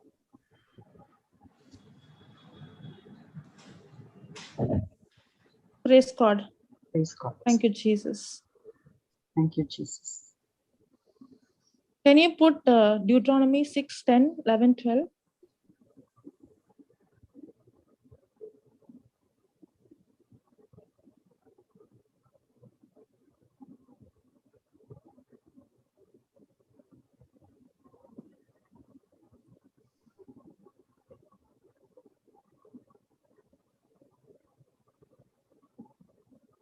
Yeah. Can you read that?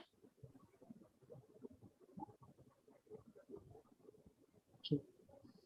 And when the Lord your God brings you into the land which he swore to your fathers, to Abraham, Isaac, and Jacob, to give you with great and goodly cities which you did not build, and houses full of all good things which you did not fill, and cisterns hewn out which you did not hew, and vineyards and olive trees which you did not plant.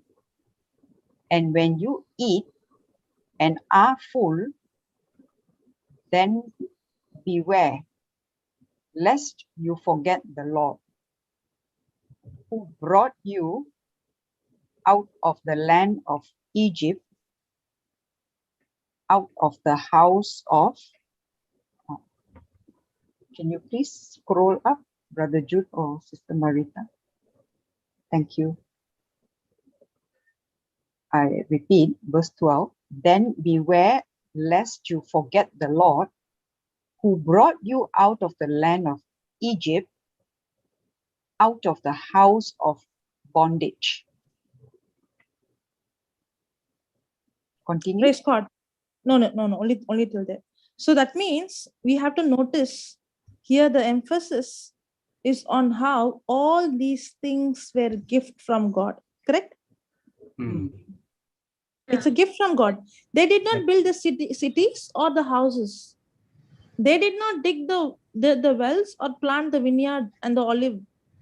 Now, did the Israelites, God is not asking the Israelite to keep the commandments or keep the law, only then you can enter into the promised land.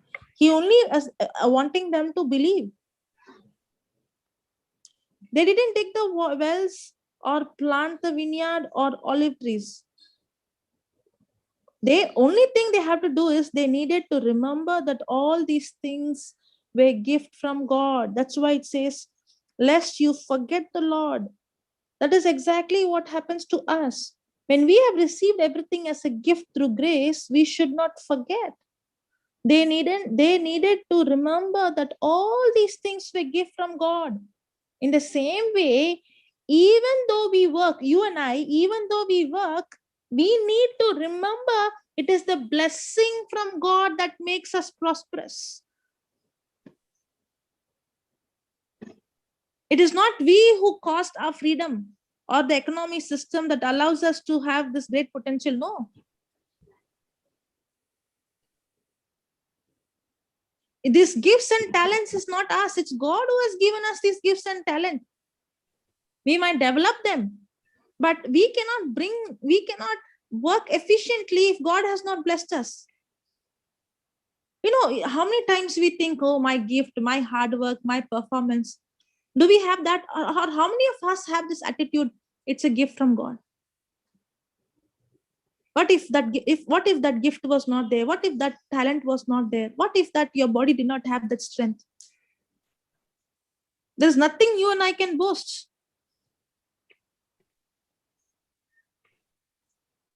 The gift and talent did not come from us. We did not create it. It was given to God. It was given to us. That potential was there right in us. We can develop them. But it is God who has put it in us. It is God who is blessing us. If God has not blessed us, how do you think we will be blessed? No matter how much. That's what happened to Adam and Eve when they were going and tilling the ground. Thorns and thistles came because of the disobedience, because of the curse that got activated. But the good news is Jesus became a curse so that you are no longer under curse. Now, whatever you do, you will prosper. I'm prospering not because of my works. I'm prospering because God's blessing on me. That's why now I'm working. I'm not boasting on my works. I'm remembering what God has done. A person under the law will always boast on what he does. But a person under grace will always acknowledge God in everything.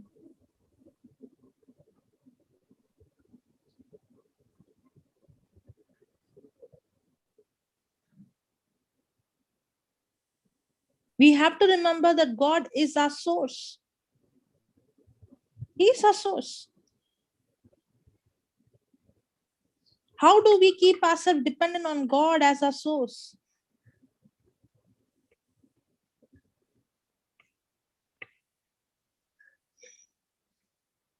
It is God who is our source, and it is who has promised to multiply us. And it is He who has given us everything. It is He who has given us the seed. He has given us the soil. It is He who has given us the strength. We think I did the harvest. No. It is He who makes the tree to grow, and He is the one who makes the tree to bear fruit, not me.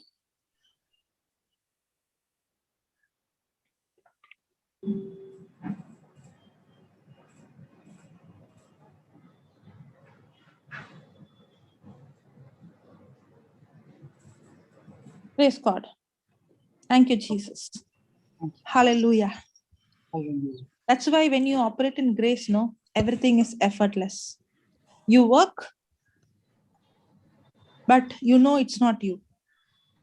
And when it's not you, it's God. That's when you see God's ability, God's favor. You will see God's favor. Where the other person has to work to get a promotion. But your working is believing in what Christ has given. You're acknowledging Him. And as you're working effortlessly, without any stress, without any worry, without any bitterness, and that's time you see God's favor. And what favor does, what you can't do with your own ability, what you could not do with your own ability. Favor will just finish it in a minute, for a moment. There is no way that Joseph could become the governor of Egypt, but favor made him the governor. Previous night he was in the prison. The next day morning he was in the palace as a governor. That's what favor does.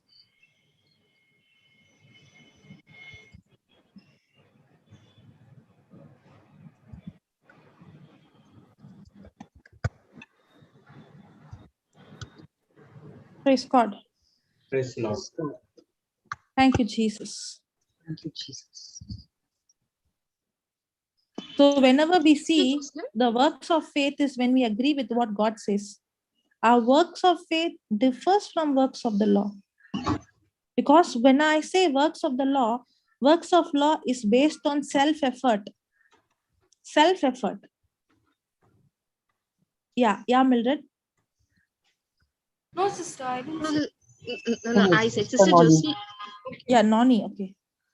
Sorry, Sister Jocelyn, favor in relation to, favor works with parallel to the grace of God, right? When you are under the grace, By default, you are under God's favor. Grace itself is, put that, what is that? Ephesians 2:8, compare, brother. I'll show you that word favor in that. Ephesians 2:8. We just now learned Ephesians 2:8, but we will see in compare.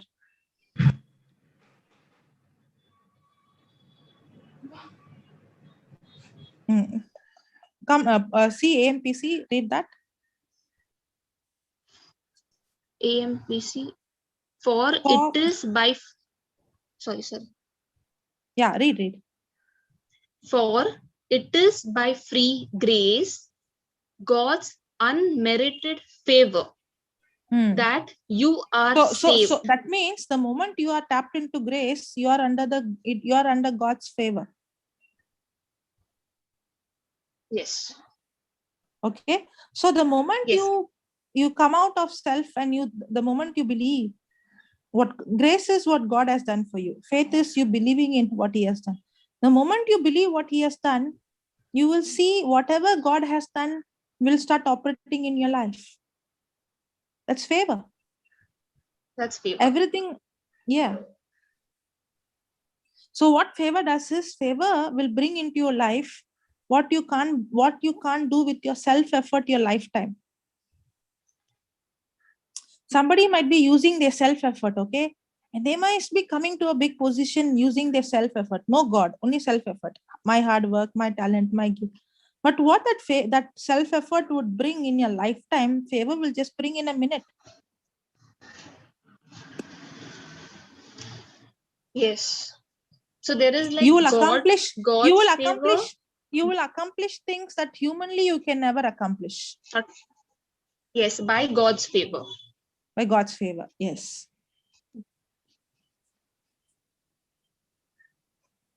Sisters? That's why we no need to go and ask for anybody for recommendation. You no need to go and ask anybody for please recommend me, or please, you don't need to go and exalt yourself, push yourself up, or you don't need to go and get recognition. We always do that, correct? If I go and speak to this person, then I'll get some favor from that person. If I'll go and meet this person, that person, then if I go and speak nicely, or if I dress nicely, or if I show who I am, then I will get we try always to push ourselves up. But in God's kingdom, it's completely different. You be humble. You exalt Christ, and the favor of God will exalt you.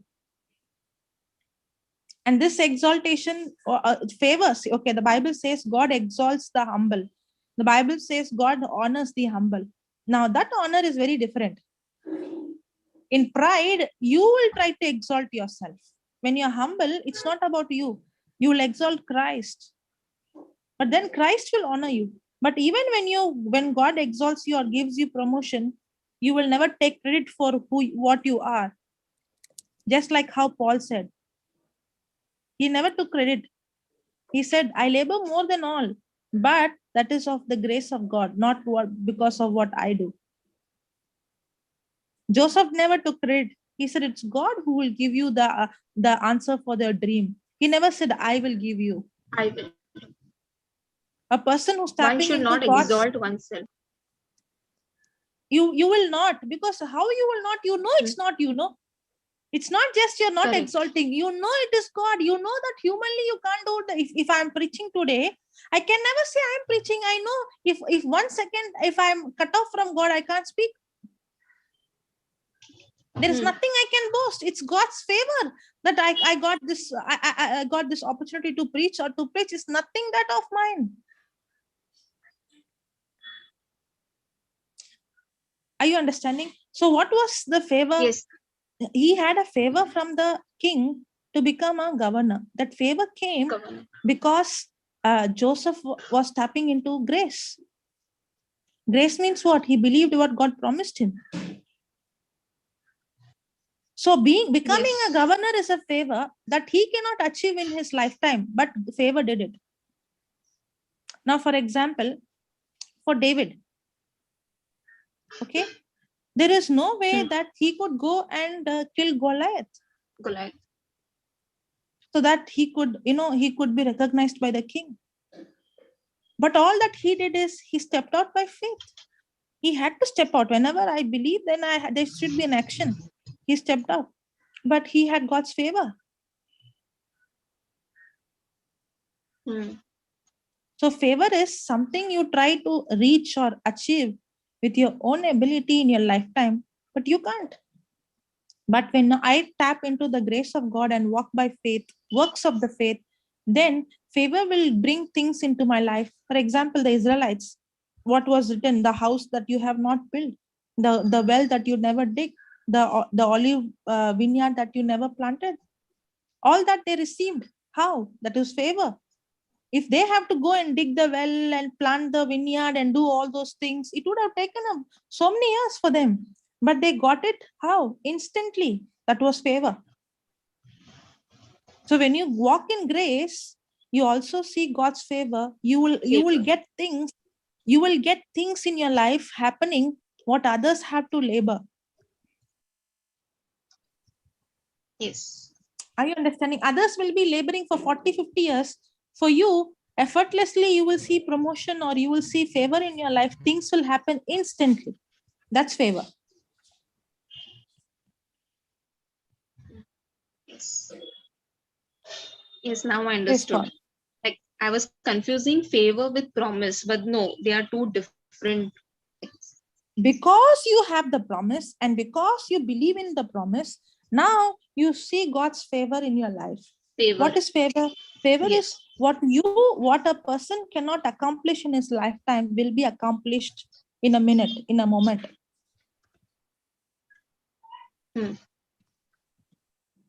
Understood? Yes. Thank you. Praise God.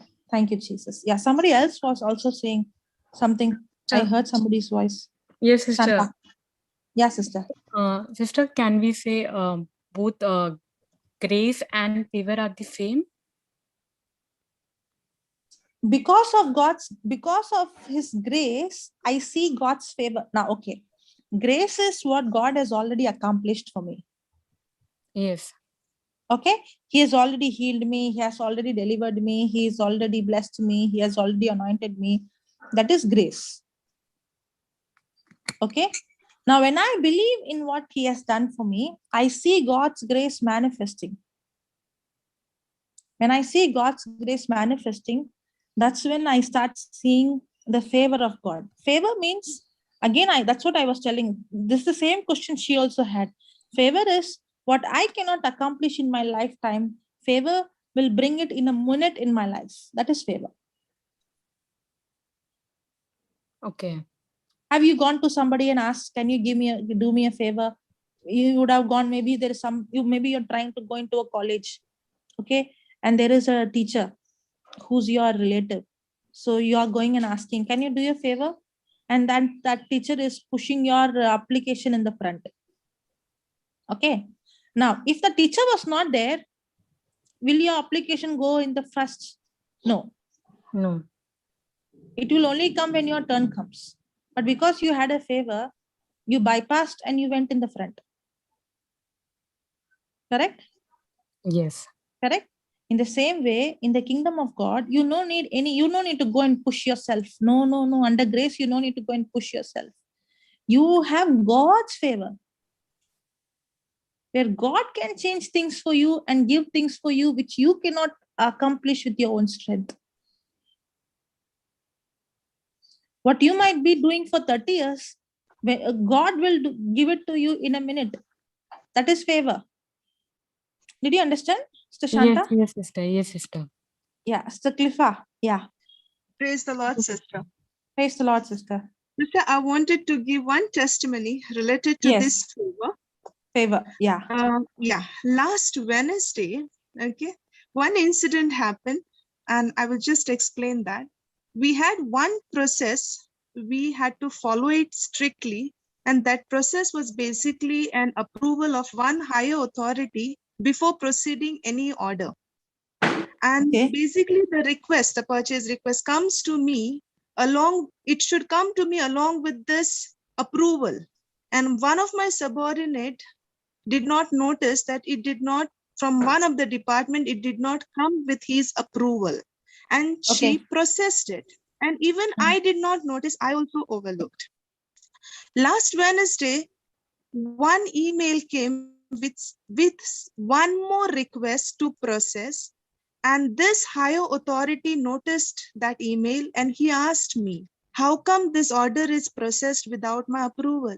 And that order I had not processed because it came at that time only. And I said I didn't process it. And it became a very big issue because that order came without his approval.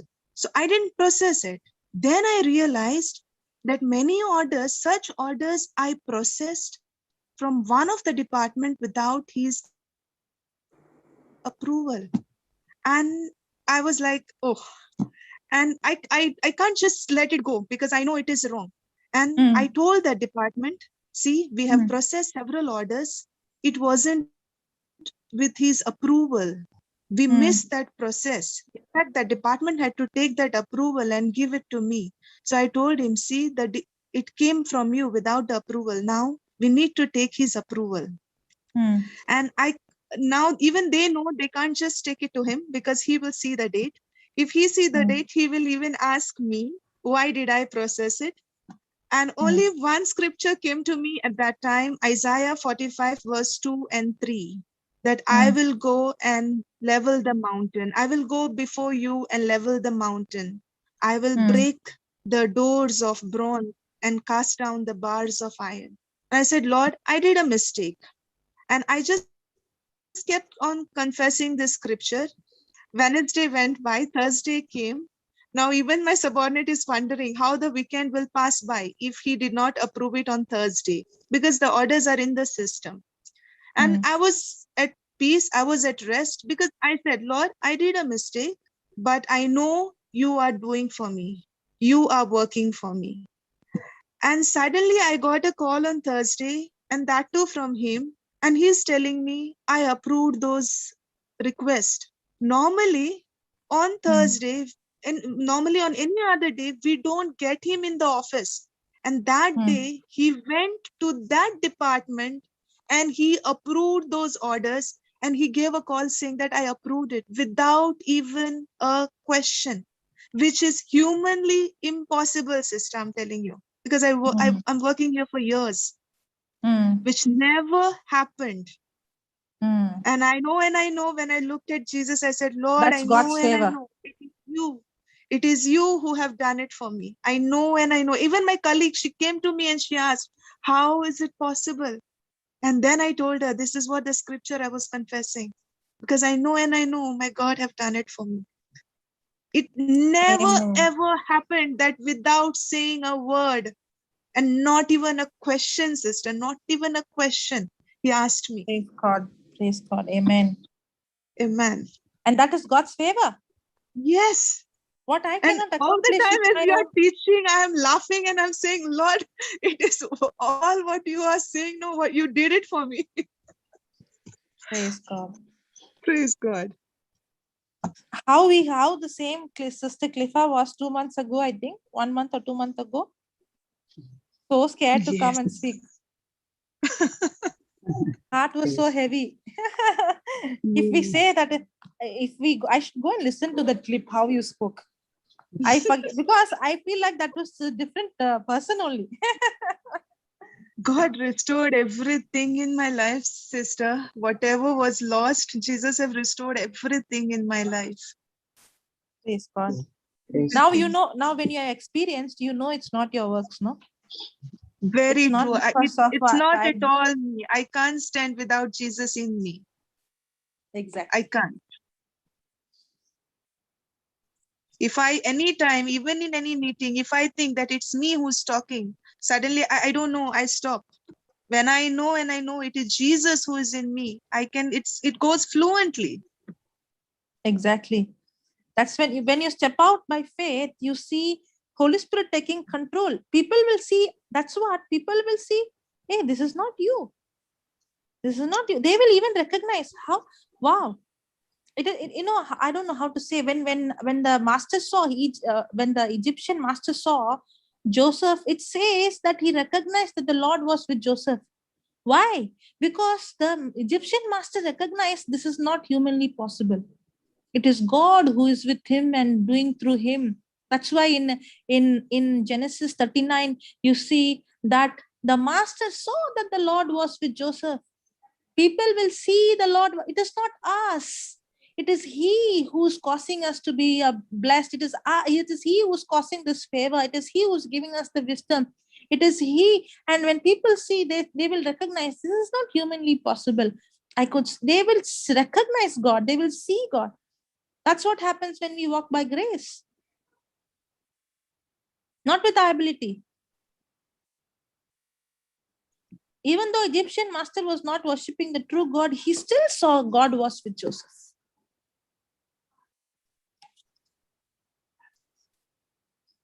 That's why your friend came and asked, how did this happen? This is not possible. Yeah. That's when they will see, oh yeah, your God is with you.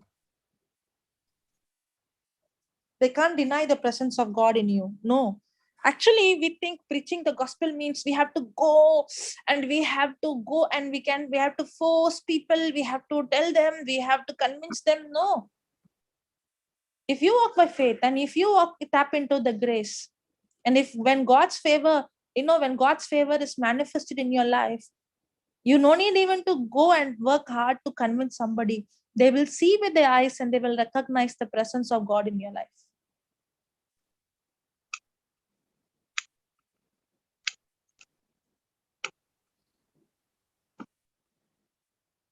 Praise God. Praise God. Thank you, Jesus.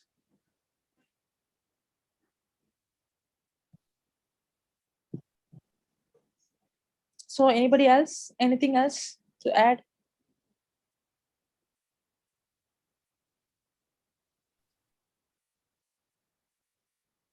Thank you, Sister Jocelyn. Thank you, Sister Cleffa. Thank you, Sister. I still Thank remember you, you God. said, I don't know, probably like Sister Jocelyn said, was it 2 months ago? I can't remember now, a few months Yeah, ago. few months Okay, ago. few months ago, you said you could not even look at Jesus. Yeah, that was I still remember almost that.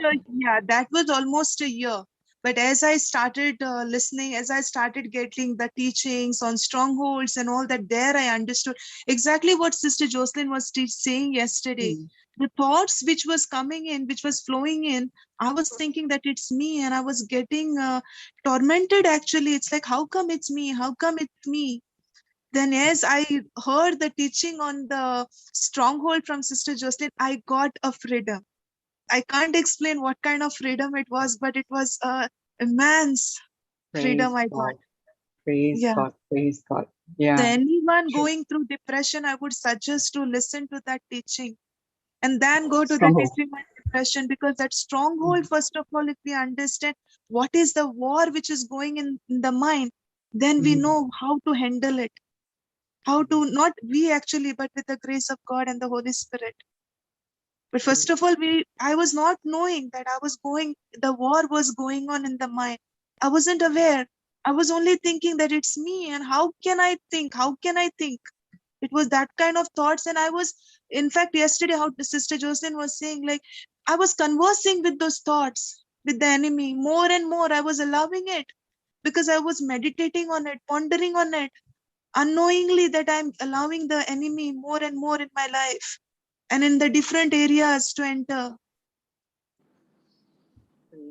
But that teaching helped me a lot. Thank you, Jesus. And even as Sister said, you need to step out. Yes, God's grace is there, God's favor is there. But if we don't step out, then of course it will not manifest. So wherever something strikes me like, no, I can't do it, I can't do it. That time this word strike me, no, I have to step out. Then God's favor is there with me all the time, but I have to step out. Somebody is asking to share the link for Stronghold. Yeah, is this the one in Goa, Sister Yes. Cleffa? Yes. This is the one in Goa, right? Because there are quite a number of teachings on Stronghold. So I don't know which one you were. Sister, I will share with you on your WhatsApp. Is that okay? If it's the one in Goa, June 2019, then I have it. Yes, June 2019, teaching on stronghold by Sister Jocelyn, that Yeah. heading. Yeah. I've already put it on the chat. Yeah, because we do have many. When you search Here on it is stronghold. exactly explained from the beginning till the end, how it enters, how it is to be handled, everything. It's really beautiful. And Praise this God. teaching have actually set me free, sister.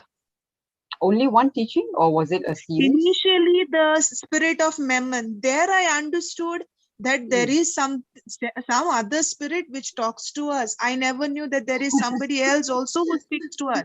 We I all never didn't knew. know. Yeah, then the spirit of Mammon, there I understood, yes, it is not me who's thinking.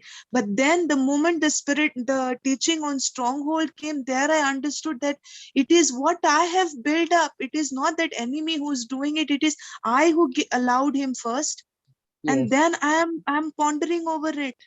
I have made them very strong. So then I understood how to break it and how to build a new stronghold on the word of God. Actually, I was building a new stronghold on the word of God, but I didn't knew that this is the way it is. Yeah. I think we have to start next coming from Monday. We have to start a teaching on stronghold. What do you say, Sister Clippa? It's beautiful teaching, sister, where if somebody is still going through the same problem, it will really help them. Praise Okay. God. Praise God. I'm getting private chats say, please do that.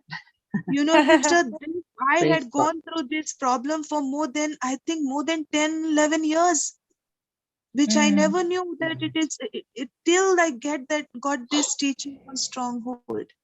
I was listening till the thoughts were flowing. I didn't know how to handle. I didn't know till I heard this teaching. Was That it is the time immediate? I got a freedom, a real freedom.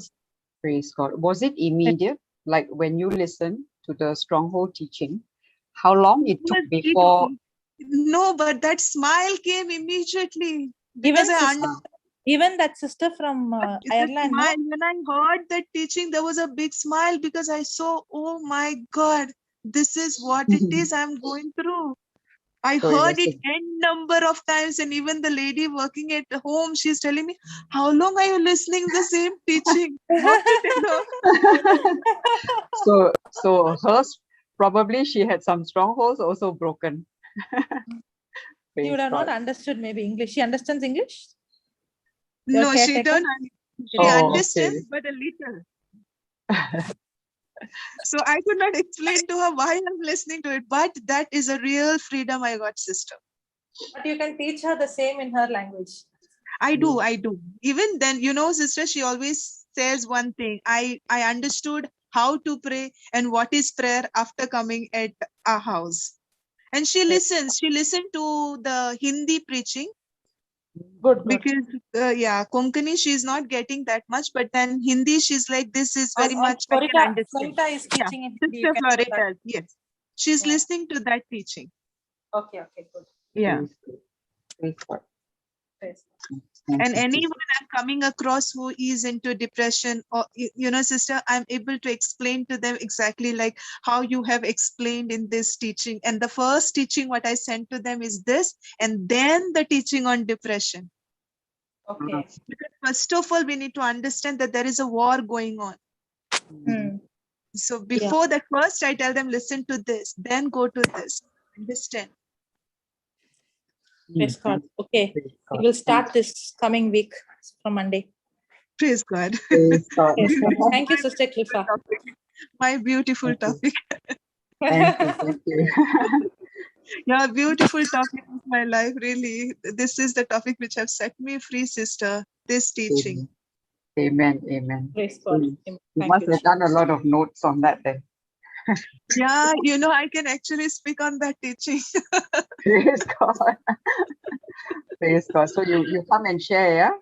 Yeah, because our sister have explained about the neurons, about how the mind, what the brain does, what it washes up, what it retains.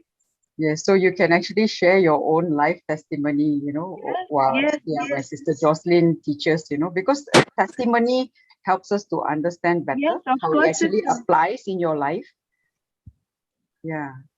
Thank you so much. when it comes to neurons and all those things, I'm not going very deep into science because it is not necessary. You should have science, but when you know the truth is Yeah. what sets us free. Correct. Yeah, but Amen. how it is connected when we keep thinking how Yeah. our body is building up those things only in our mind. So we unknowingly, we don't know.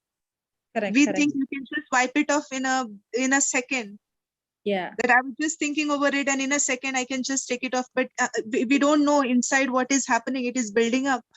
Yes. Correct. Correct. Yeah. Exactly. Praise God. Praise So God. now any thought comes, I know, Lord, this is not from you. So I have to divert. It's not that with my own willpower, but of course, meditate on the word of God, speak out The sword of the Spirit. Yeah. word of the Spirit. True. Praise God. There's a sister Annie who has raised hand. Yes, I've given you unmute, Sister Annie. Sister Annie. Hello, hello. Praise the Lord, Sister You Annie. can hear me? Yeah, praise yes, the Lord. Yes. Yeah, I want to give the testimony. Okay. Yes. Wednesday, one sister came for that leg healing, ankle something she got last Wednesday. Okay.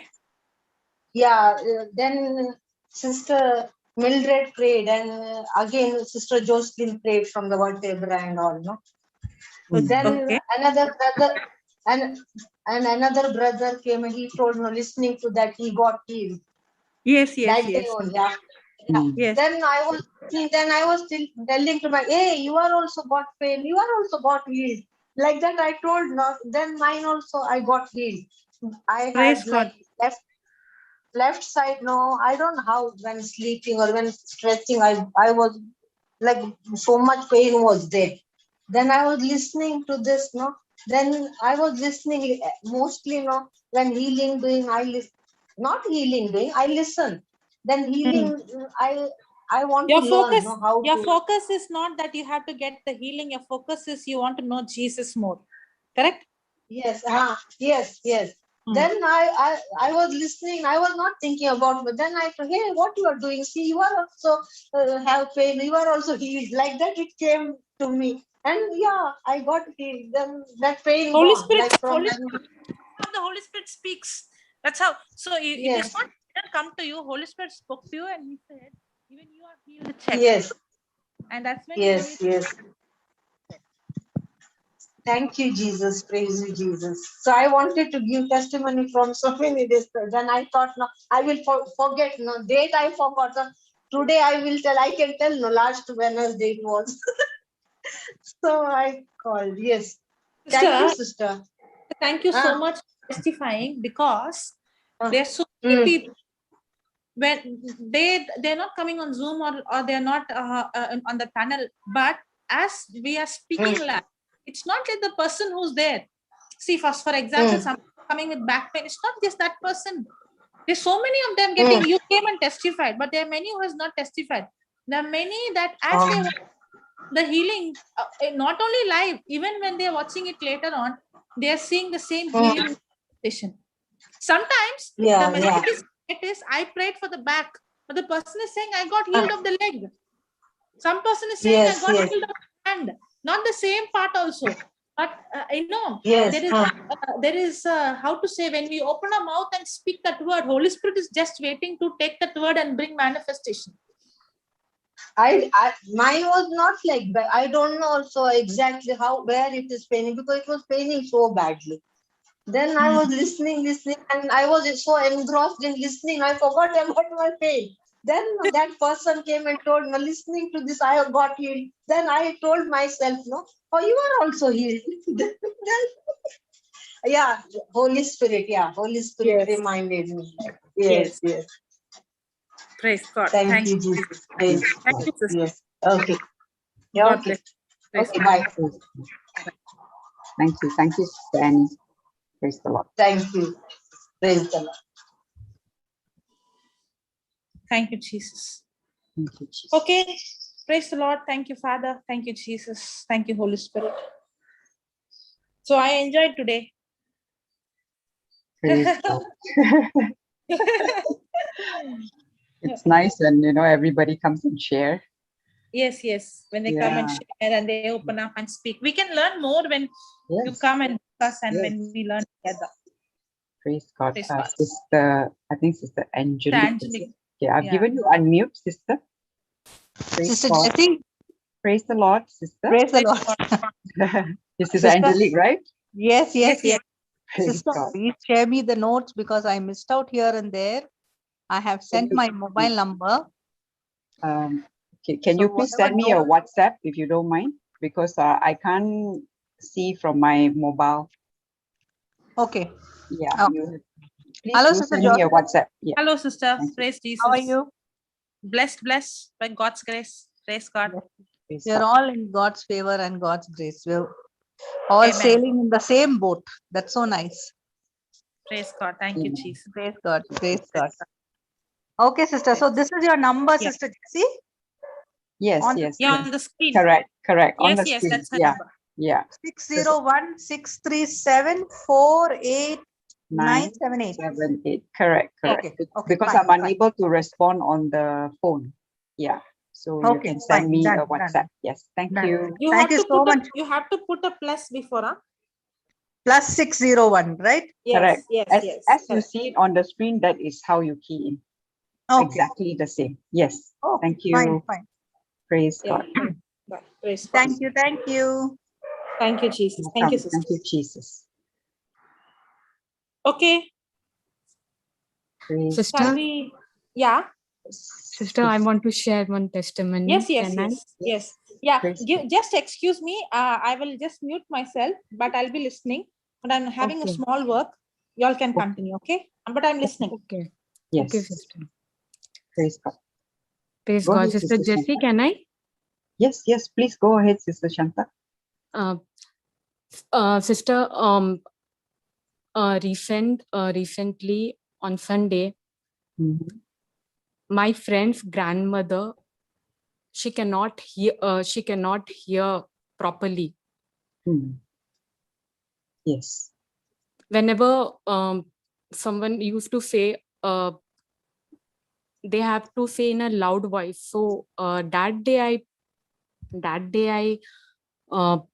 prayed for my friend's grandmother, because on Saturday I saw Sister Clara father's Yes. hearing Correct. problem that Correct.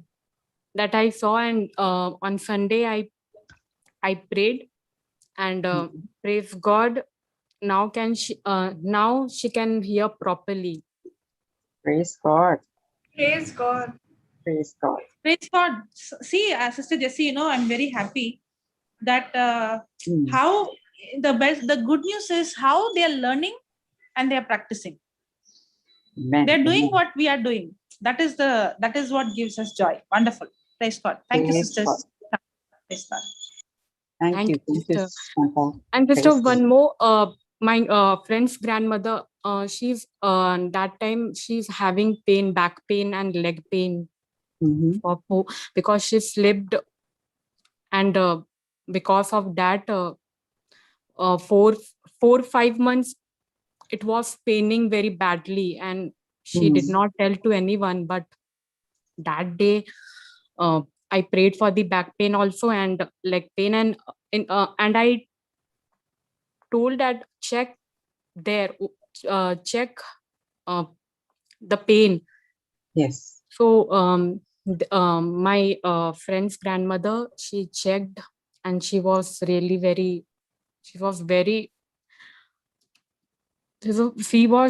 happy, because the pain was gone. Praise God. That pain was 4 and 5 months, and she never told anyone that the pain was there, because if she says to anyone, then they will be in tension. That's why she did not told. And in phone only, sister, I speak to my friend's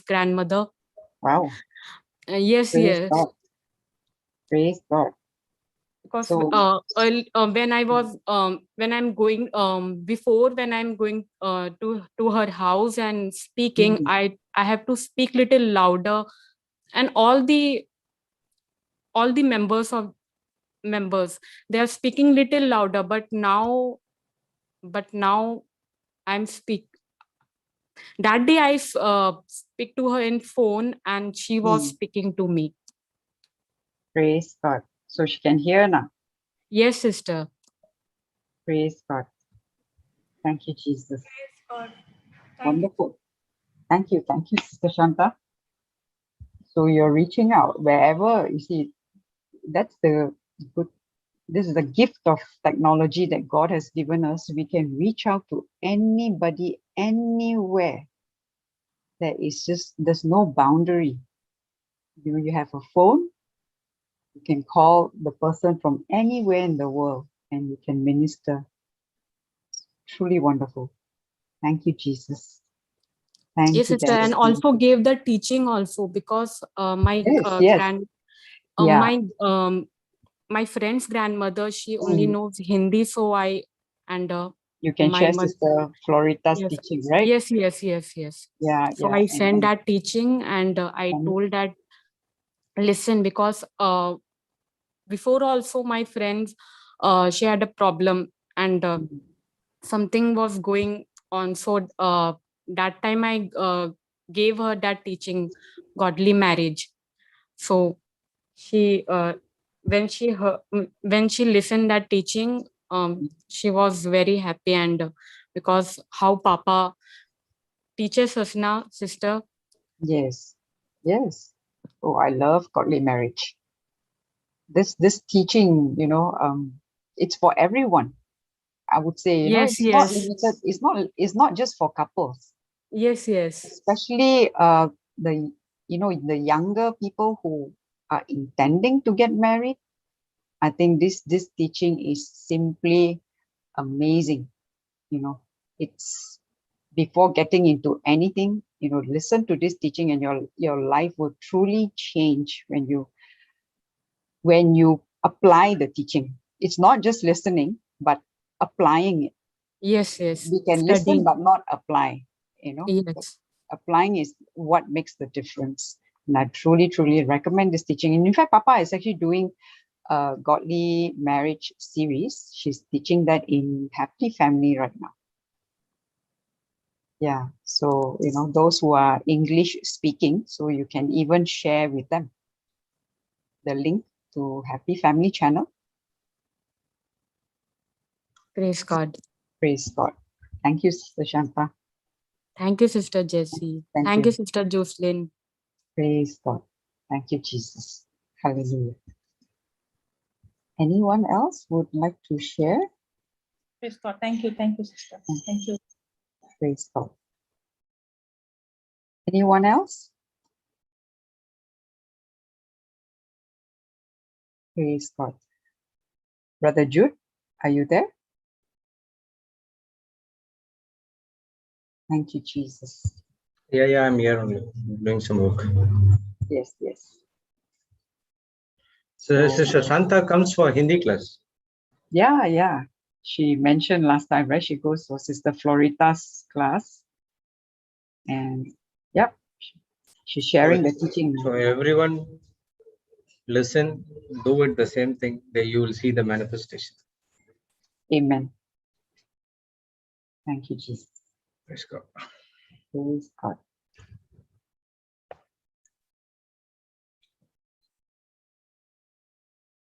Yes, Brother Jude. If no one is there, you can close this, right? Because you have that 3 o'clock. Yeah, correct. Thank you, Jesus.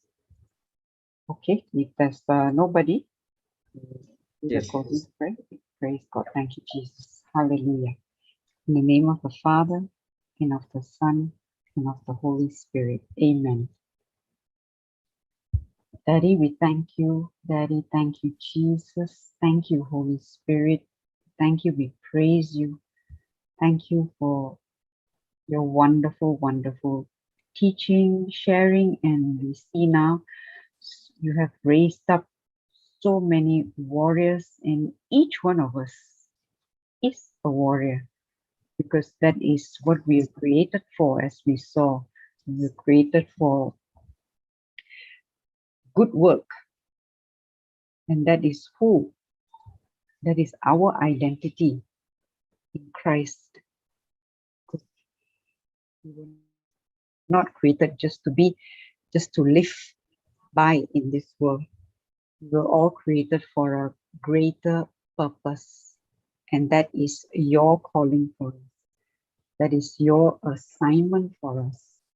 You have said we are saved by grace through faith, and both are gift of God, so that it is nothing that we can boast.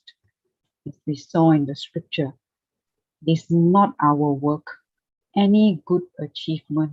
It is only by your grace. Only by your grace. Nothing of us, everything of you, Lord. And we thank you that we are your workmanship, created in you, created in Christ Jesus, unto good works. That means it is because of who we are in Christ, because we are new creation, because of what you have created us to be. You have blessed us to be a blessing. We are not blessed because of what we do. It is because we are blessed we do what you have created us to do. Thank you, Daddy. Thank you that we are all ordained ministers of your word. Thank you. Thank you for this privilege to share your love, to share the truth that has set us all free.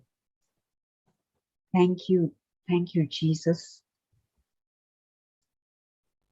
And this freedom that we have received, as we saw how Sister Cleffa came and shared her testimony, the freedom by which she has received, she is doing the same right now, sharing what she has received to everyone, even Sister Shanta and so many who are in the panel, who are listening to the teachings, all the warriors, everyone, those whom names we may not know, we know so many are reaching out. And it is only by your grace, only by through your love, the love that you have poured into our hearts, that we are able to reach out. Our actions are motivated by your love. Thank you, Jesus. We are who we are because of you.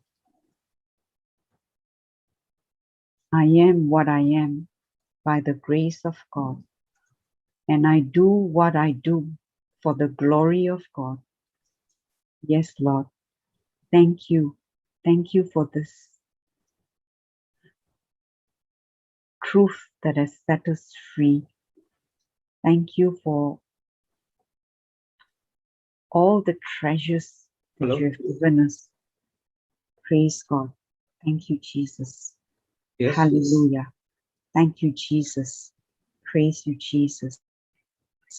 We thank you for Papa Johnson, Sister Jocelyn, Brother Jude, Sister Marina, Sister Florita, and all the teachers, preachers, every warrior, all our co-hosts, panelists, every one of them, Sister Mildred, and every anointed and blessed participant who are here with us, and also those who are listening and will be listening through all the various platforms. Thank you for this gift of technology.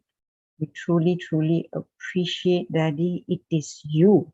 It is your favor in our lives that brought all of these manifestations that we are seeing. It is not us. It's never about us.